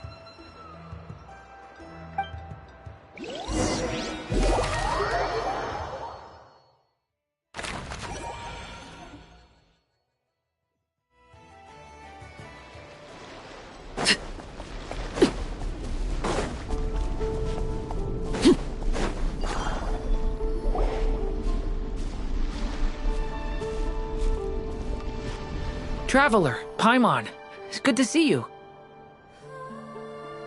Everything going smoothly over here? Sort of.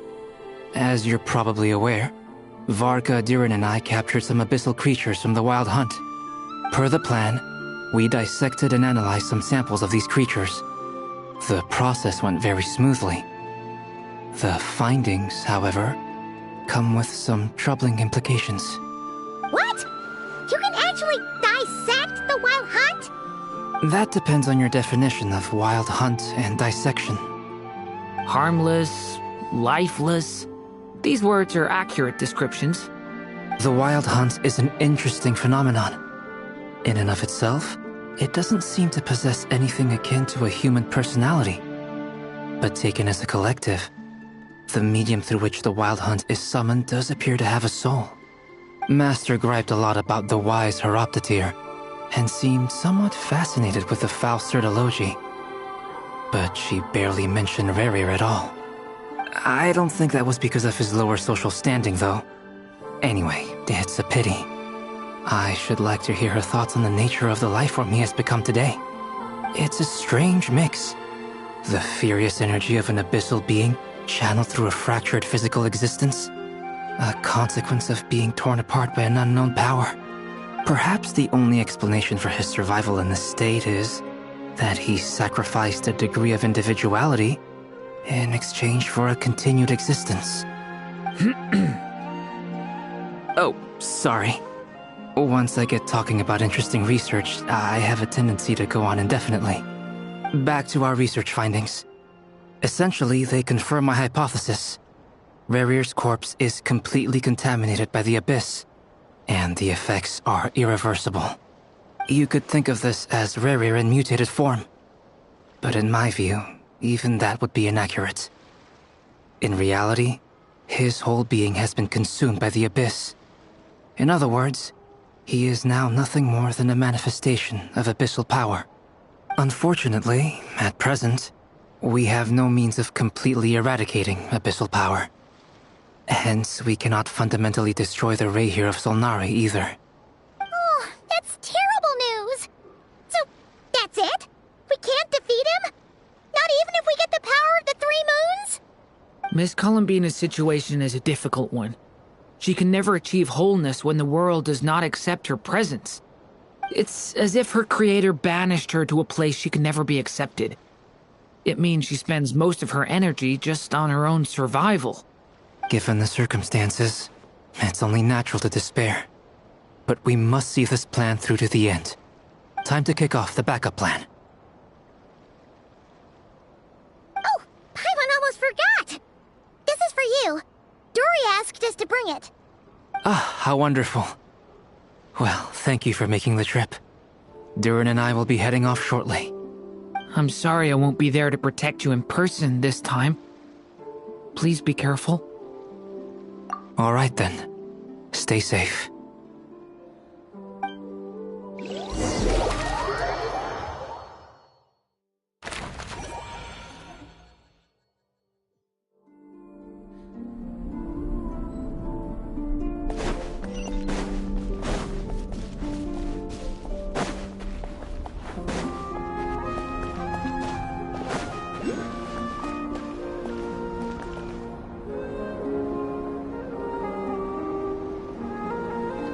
Miss Lauma, is everyone here?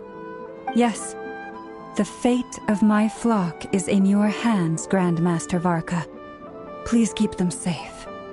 My lady, what are you saying? Within the next 24 hours, we will face the biggest crisis the world has ever seen. This is not a burden that we deserve to bear, but I believe that we reap what we sow in this life. So I intend to act. I must do what I think is right. For me, that means fighting for the future of Nod Krai. This gentleman is the Grand Master of the Knights of Favonius, Varka, Knight of Boreas. In my absence, please follow his lead. Hey, everyone. Guess I should introduce myself. Well, to start with, I know my way around a battlefield. Biggest strengths are honesty and hard-workingness. Anyway, point is, I don't intend to let Lauma down. I'm gonna do everything in my power to keep every last one of you safe and sound.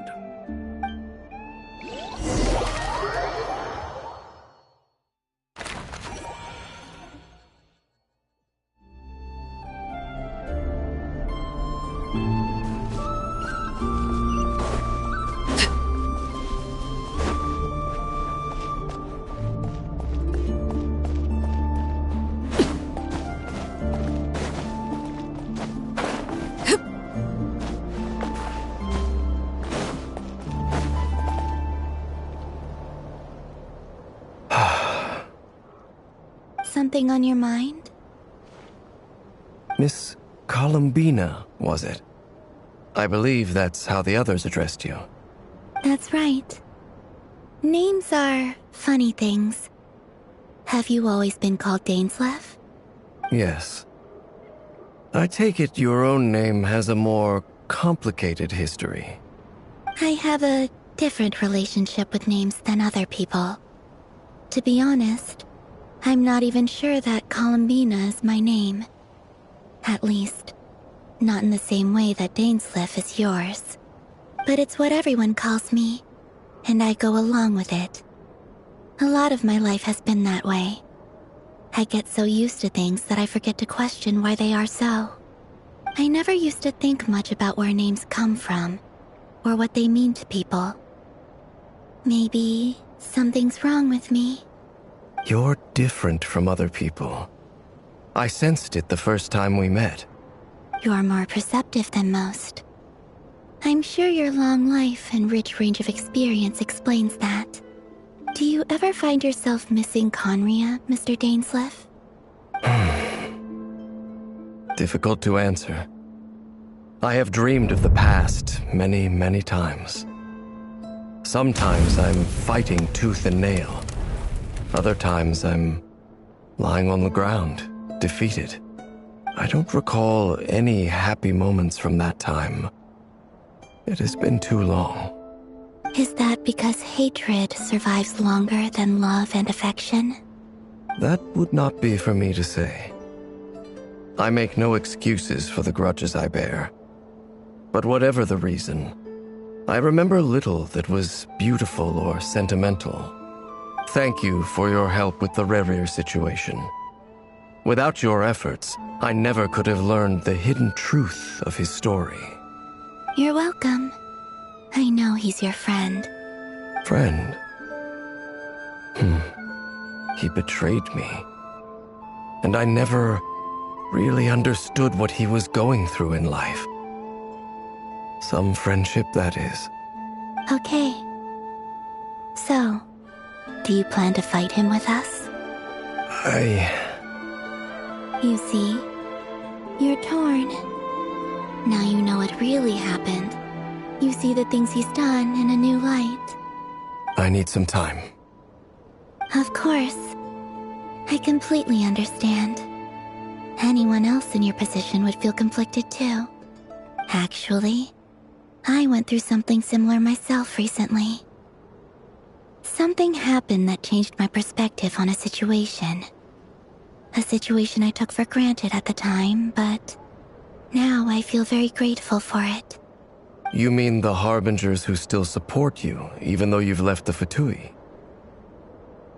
Yes. I always thought they were only helping me because Harbingers are forced to work together. But then I abandoned them. A warrant was even put out for my arrest. And even now, they still support me. Which means I was wrong about them all along.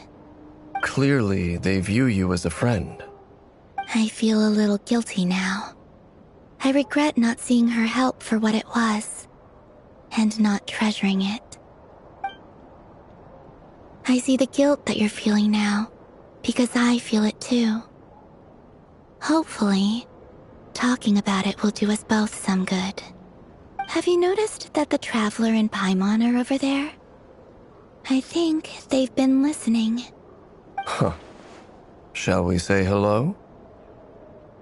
Sure. Hello. Ah! They caught us!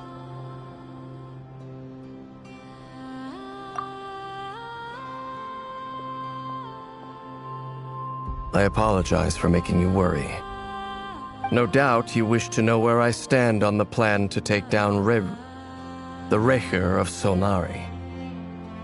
I'm afraid I need a little time, but I will seriously consider joining you. You will? Oh, thank you so much! Everyone will be so grateful to hear that! They needn't be. This was something that I was going to have to face up to eventually. That doesn't matter to them. They're grateful to you regardless. You can't control their gratitude, so just accept it. And then, have a think about whether you're willing to join us.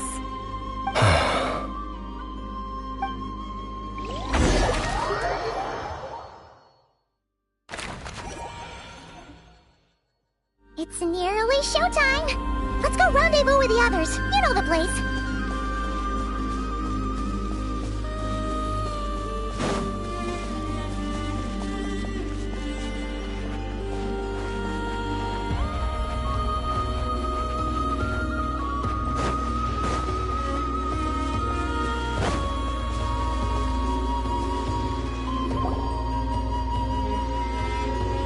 Ah, you're earlier than I expected. Hey, Flint's! Been waiting here long? Not too long. I came a little early so I'd have some time to think. Are you nervous about the battle? Quite the opposite. I'm reminiscing on my past battles.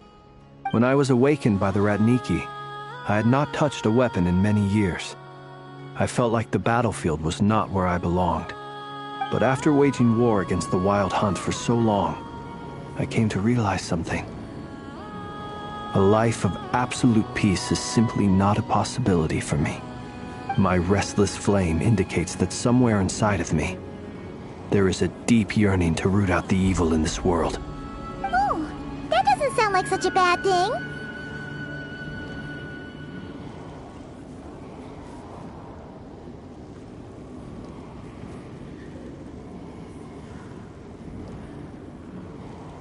Well, in the past, when I was a Fae whose primary concern was hibernation, it was hardly ideal.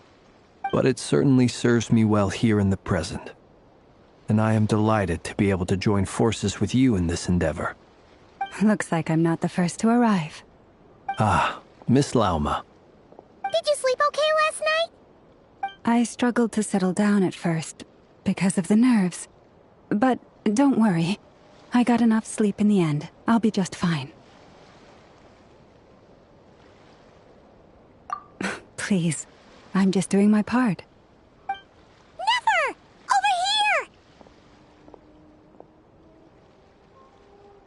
Aino asked me to relay a message. She said Anefa will be on high alert and keep a close watch over all secondary districts where defense is required, providing support as necessary. Meanwhile, Aino herself will provide range support to us directly, using her latest invention. Excellent. My thanks to all involved. The chest set's looking a little unstable. It won't hold him much longer. We should be prepared to engage at a moment's notice. No sense sitting around waiting. Let's make the first move while we still have the option. I agree. Paimon, find a safe hiding place. Got it! Be careful, Traveler! I will.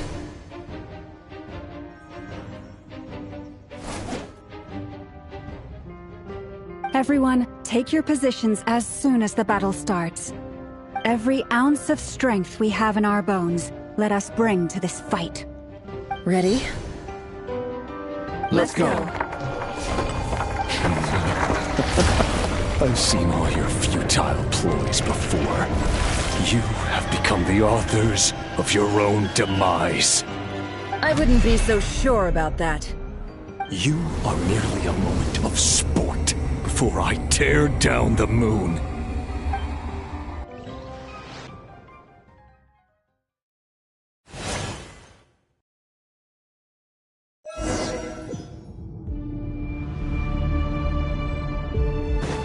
Stay on your toes. Yep, you too!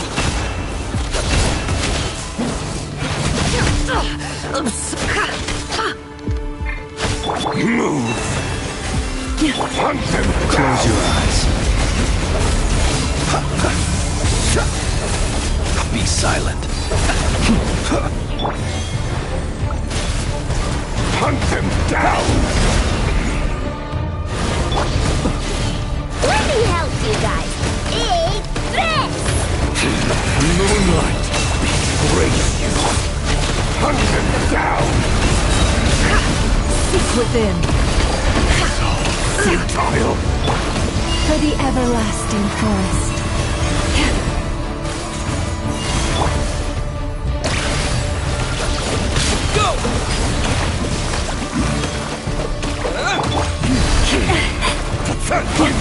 Fear him. Observe. No more lies. Can't hide the truth.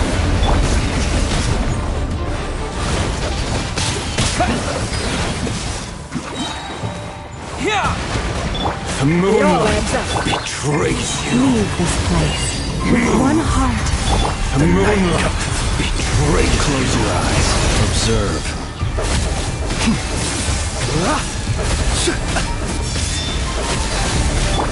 The mystery unravels. No more lies.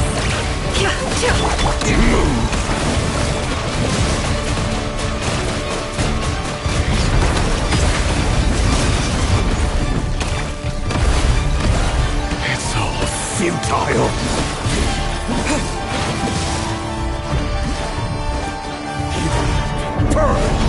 It began with the moon, and so shall it end.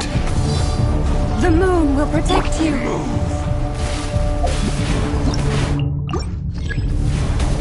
Branch into song.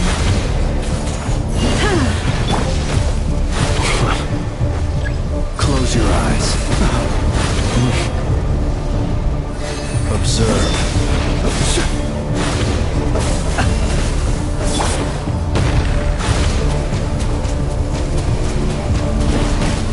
Water jet! Can't hide the truth. It all adds up.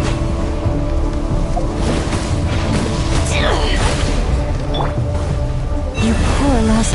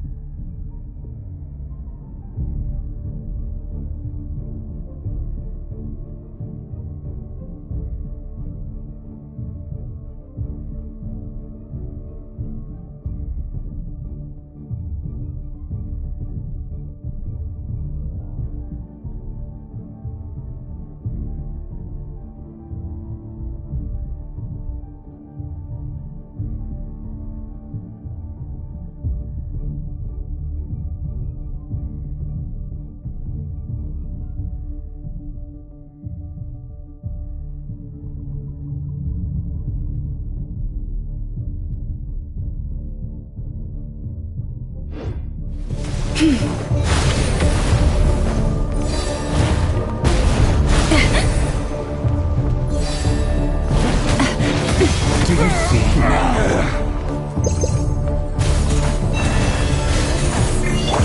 Close your eyes.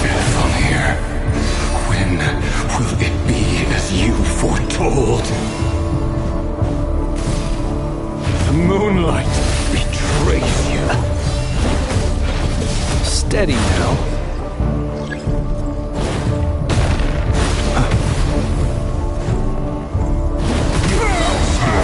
Welcome here.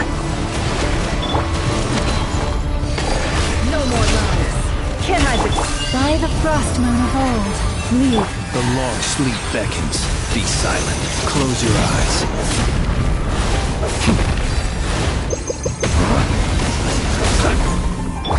Hunt him down!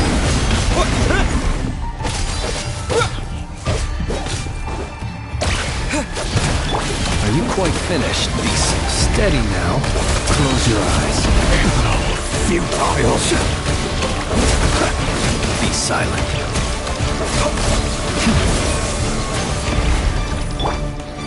Move! It all ends. Pathetic hunter! Are you quite finished? Observe. Close your eyes. To dust. It's a grave situation. Be silent. No more lies. The mystery unravels. With one heart, we pray. It's all futile. Water jet!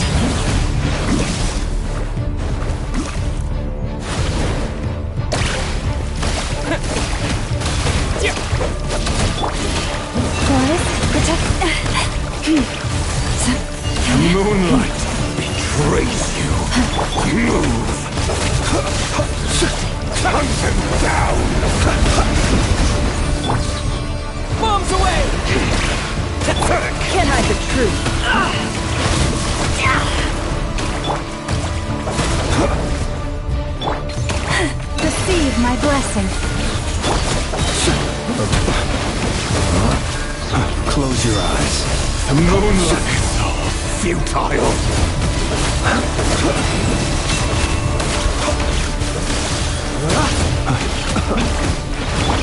For the everlasting truth. Your little game of heroics is over. Praise you. Who wants to go first?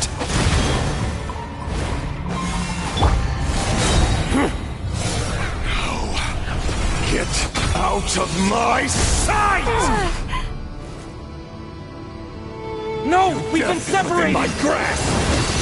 You okay? Never! Where are the others? Stuck outside the barrier. I guess he really doesn't like us. I told you before. Knowing too much is always a death sentence. Be careful what you wish for.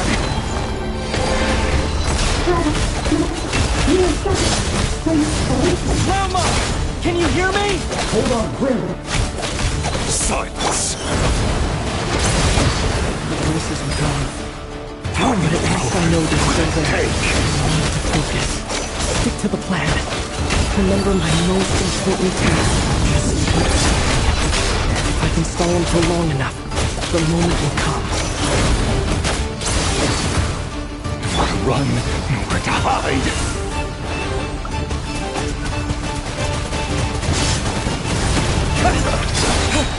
Your death is within my grasp! No more lies. It all adds up. The deception ends here.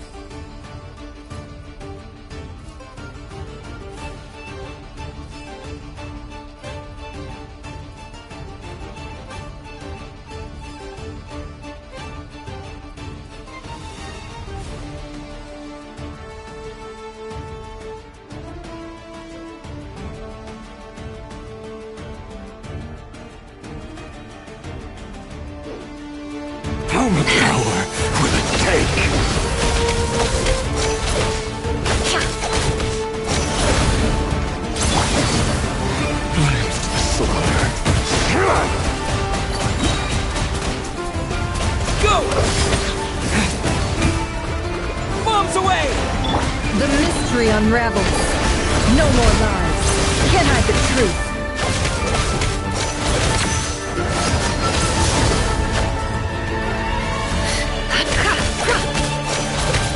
It all adds up.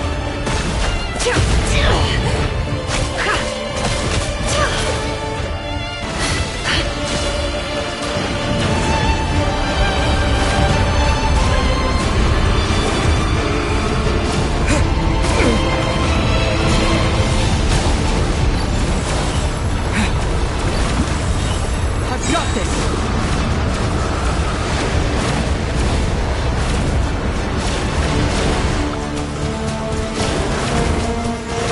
Water jet! The shield's broken. I can't keep this up. Don't push your luck. Your death is within my grasp! Absurd.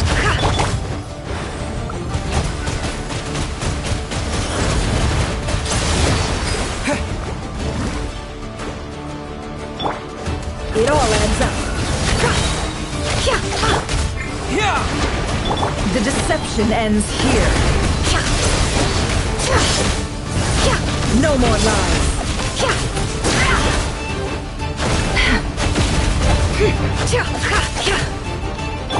How much power will it take?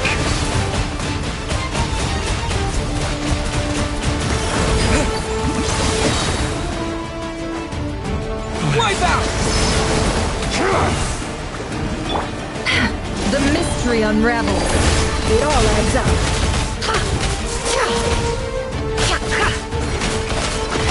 Let's see what you're made of. Can't hide the truth. The deception ends here. It all adds up. Let's see what you're made of.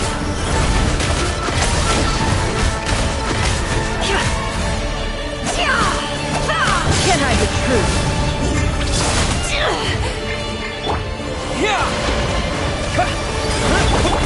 The mystery unravels.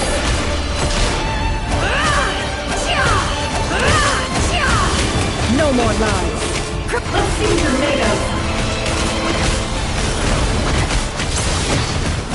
It all adds up. Bombs away!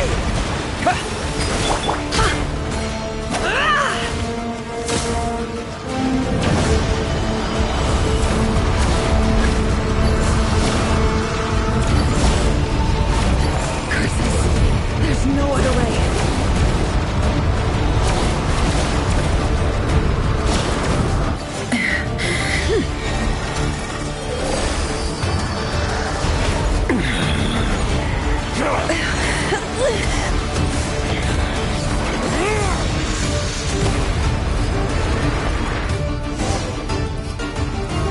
The only way to defeat Rarer is to borrow his own power. That means Columbina will have to disappear while you two bear the brunt of his attacks. You have to hold on. Find a way to keep him focused on killing the two of you.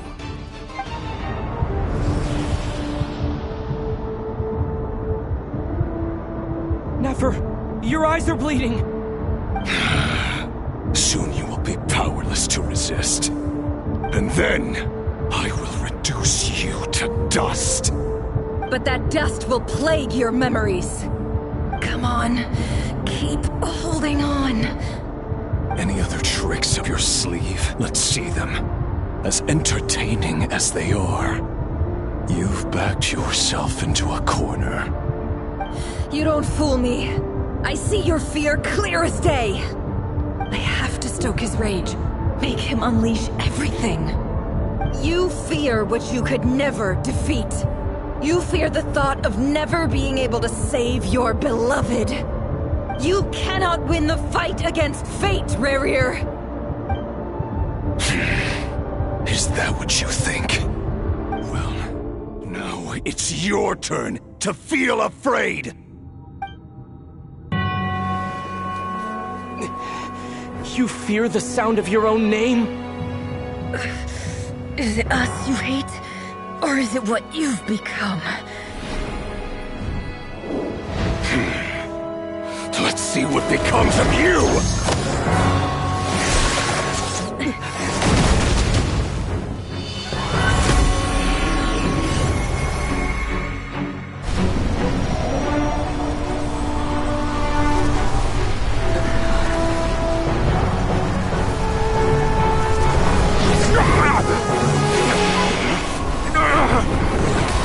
What's happening? That power. I've seen it before.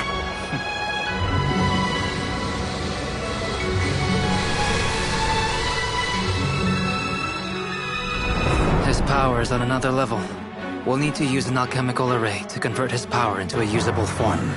Then quickly channel it into Columbina, rendering her powerful enough to compete with him.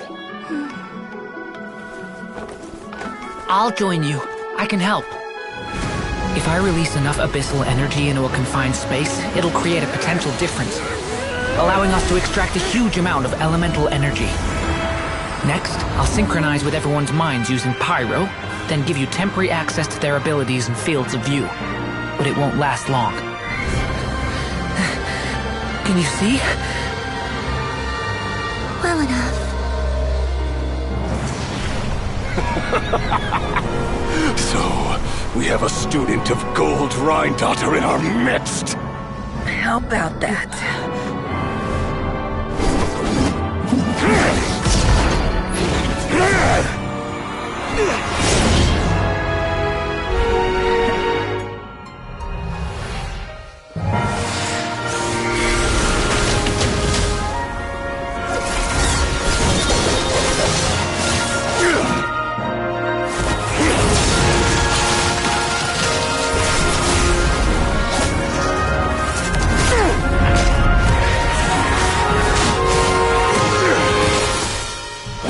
You use my own power against me? Just like how you stole Kuvaki. Look familiar?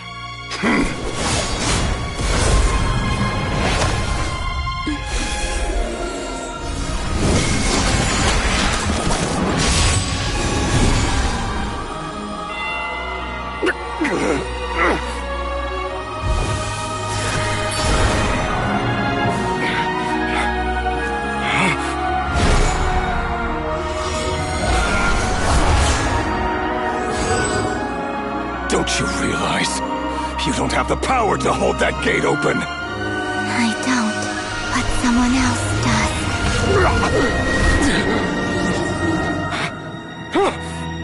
Goodbye, Rerir.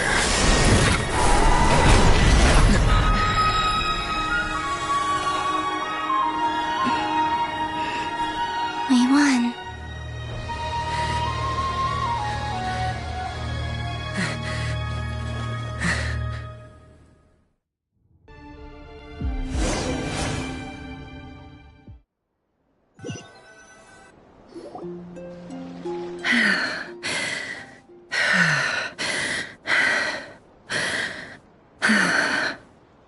Nefer, how are your eyes?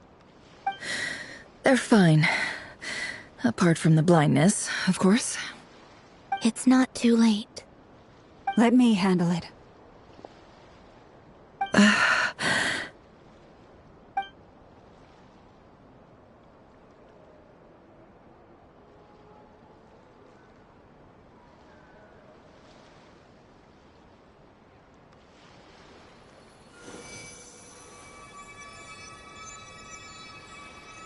Miss Nefer, it's not like you to lose your composure. That was the most reckless thing I've ever seen you do. Reckless how? The situation was critical. Our lives were at stake. We had to do something. Even so. Okay. I guess you're right. Under the circumstances, it was a wise decision. You traded your eyes for an incredible victory. In business terms, I suppose that's a huge return on investment. I'd be hard-pressed to argue otherwise. Still, I don't like this outcome, and I don't want you to lose your sight for good. People suffer when they make sacrifices they shouldn't have to make, whether that means faith, strength, or in this case, your ability to even see. I had hoped you could win without sacrificing so much as a single hair on your head. Thank you.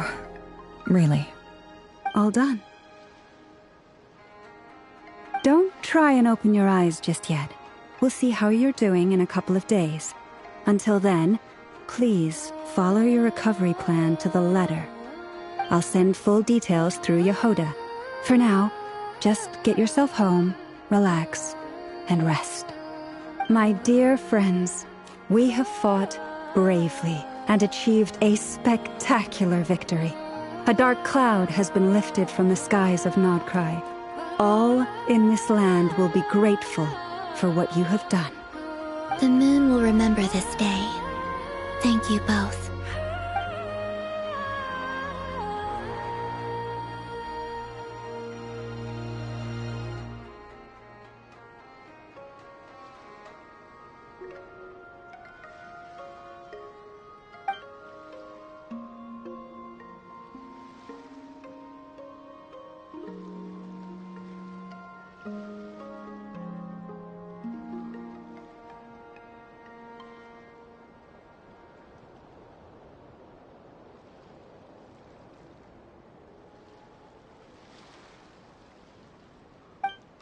There's something I want to let you know. What is it? When Durin connected everyone's minds so I could access their powers, I also felt everything they felt. And since Nefer's eyes were injured, my eyes are hurting now too.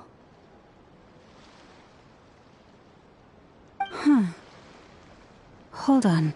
Let me try. I only feel the pain. There's no actual damage. I just thought I should tell you. You're right.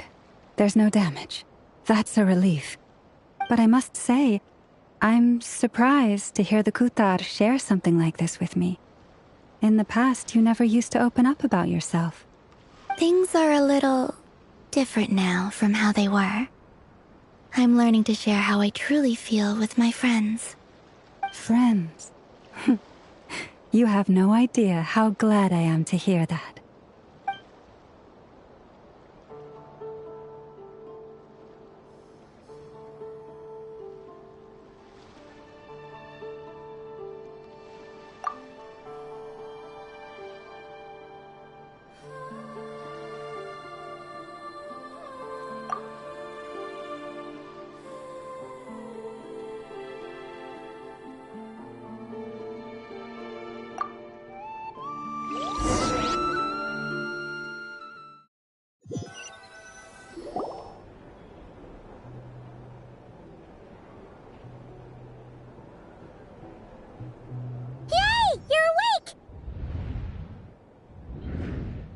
How are you feeling?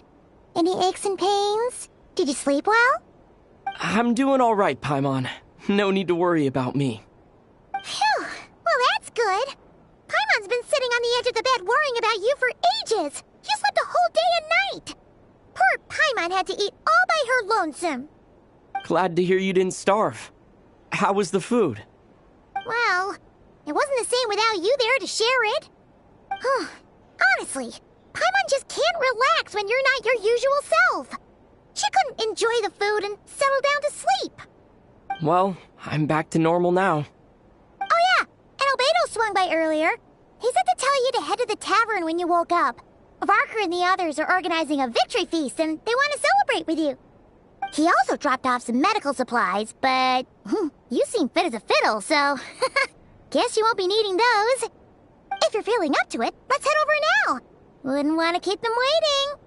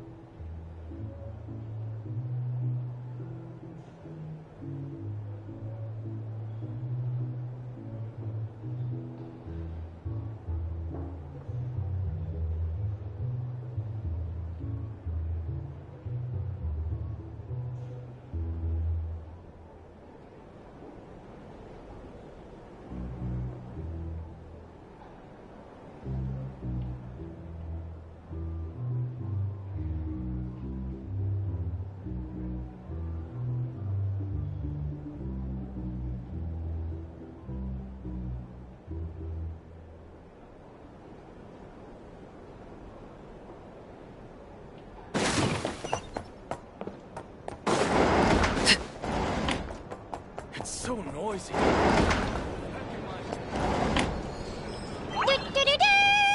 We're here! Oh, Traveler and Paimon! Perfect timing! We were literally just saying how there's no way we're holding this victory feast without you any longer, and we would have postponed it till tomorrow. How are you feeling today? Much better. Thanks. Don't worry about me. Relieved to hear it. If that changes, just let me know. Happy to check you over at any time. Yep, we're here for you. Anything you need, just let us know. Oh wait! Where's Nefer? How are her eyes doing? Nefer's right over there. I'm sure she'd love to catch up with you.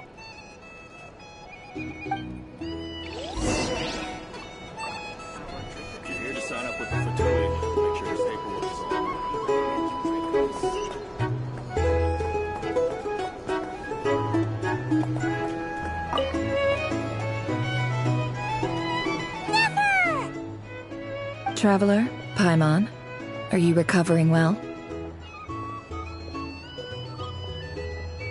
Turns out that moon chanter has some real talent after all. My eyes were mostly recovered after just a couple days' rest. I can actually open them again now. Yeah, but you gotta be careful. Lauma says not to strain your eyes while they're still healing. Yes, thank you. I'm well aware. Yehoda, could I borrow you for a moment? I could do with an extra pair of hands. Oh, sure. Coming. Did you hear that? I gotta go help Lauma for a second. You guys chat among yourselves. I'll grab us some drinks on the way back. Paimon, you still like 'em sweet? You bet! Make it extra sweet, because Paimon's earned it! Sure thing!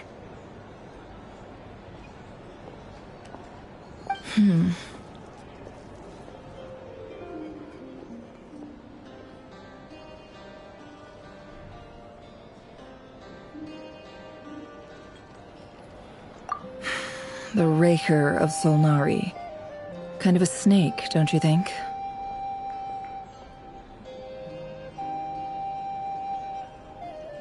No, definitely a snake. A poisonous one who spewed his venomous hatred everywhere. Anyone who seeks revenge out of hatred for other people has become a snake. That's something my dad used to say.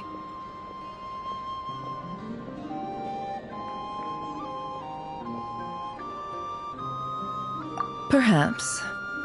I'm sure it sounds like a very wise and open-hearted perspective to your ears. But me? I think hatred is a perfectly justifiable emotion. What else is left when everything you depended on in life gets stripped away? Something's gotta fuel that drive to keep on living. If you're worried about me, you can nip that in the bud. I'm not someone who gets stuck in the past. It's just... I suddenly feel like I was wrong to call my father a liar. He was just a fool. That's why the Academia turned their back on him, and why the other tribes ganged up on him. Oh, Father. How much better things could have been if you were a skilled liar. Look at the Ibis King. Thoth is a fiendishly cunning liar. And yet, strangely, he feels more like a father to me than my real dad ever was. He's never brought it up, but I'd bet he feels the same way. Why else would he give me the power to perceive the truth, while at the same time training me in the art of deception?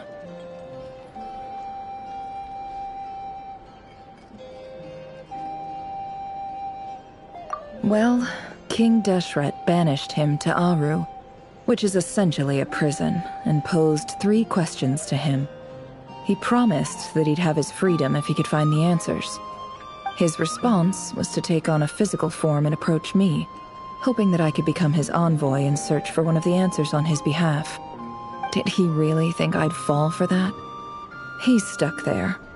He can't make me return what he gave to me.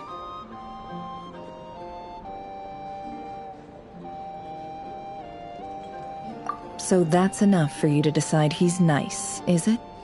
He's a prisoner, and he was scared. So he decided to perform some good deeds to win people's approval. He lives in fear because he's a deceiver. How is Rerir any different? You can't work as a spy your whole life and expect a happy ending. It's preposterous. Yet I can't say I don't understand it. Liars live in the darkness of their own making, but it's still human nature to want to go on living. They say that a liar's soul is the most worthless thing in the world. What do you think? Good. If you understand that, it means you're smart, and you see things objectively. If you ask me, the soul of a liar really is worth nothing, because all they care about is themselves. For example, when something good falls into my lap, I don't go sharing the news around. Stops other people trying to steal it from me.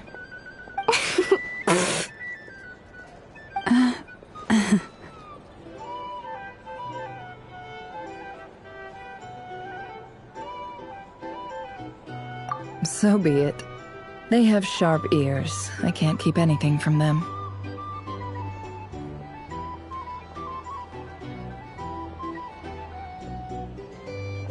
Oh, is that what it looks like?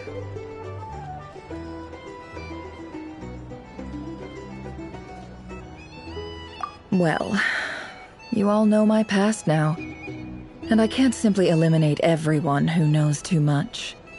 So I guess I just have to put up with you. For the foreseeable future, at least. When you find yourself in a situation you can't control, the safest play is to keep calm and start monitoring everyone involved like a hawk.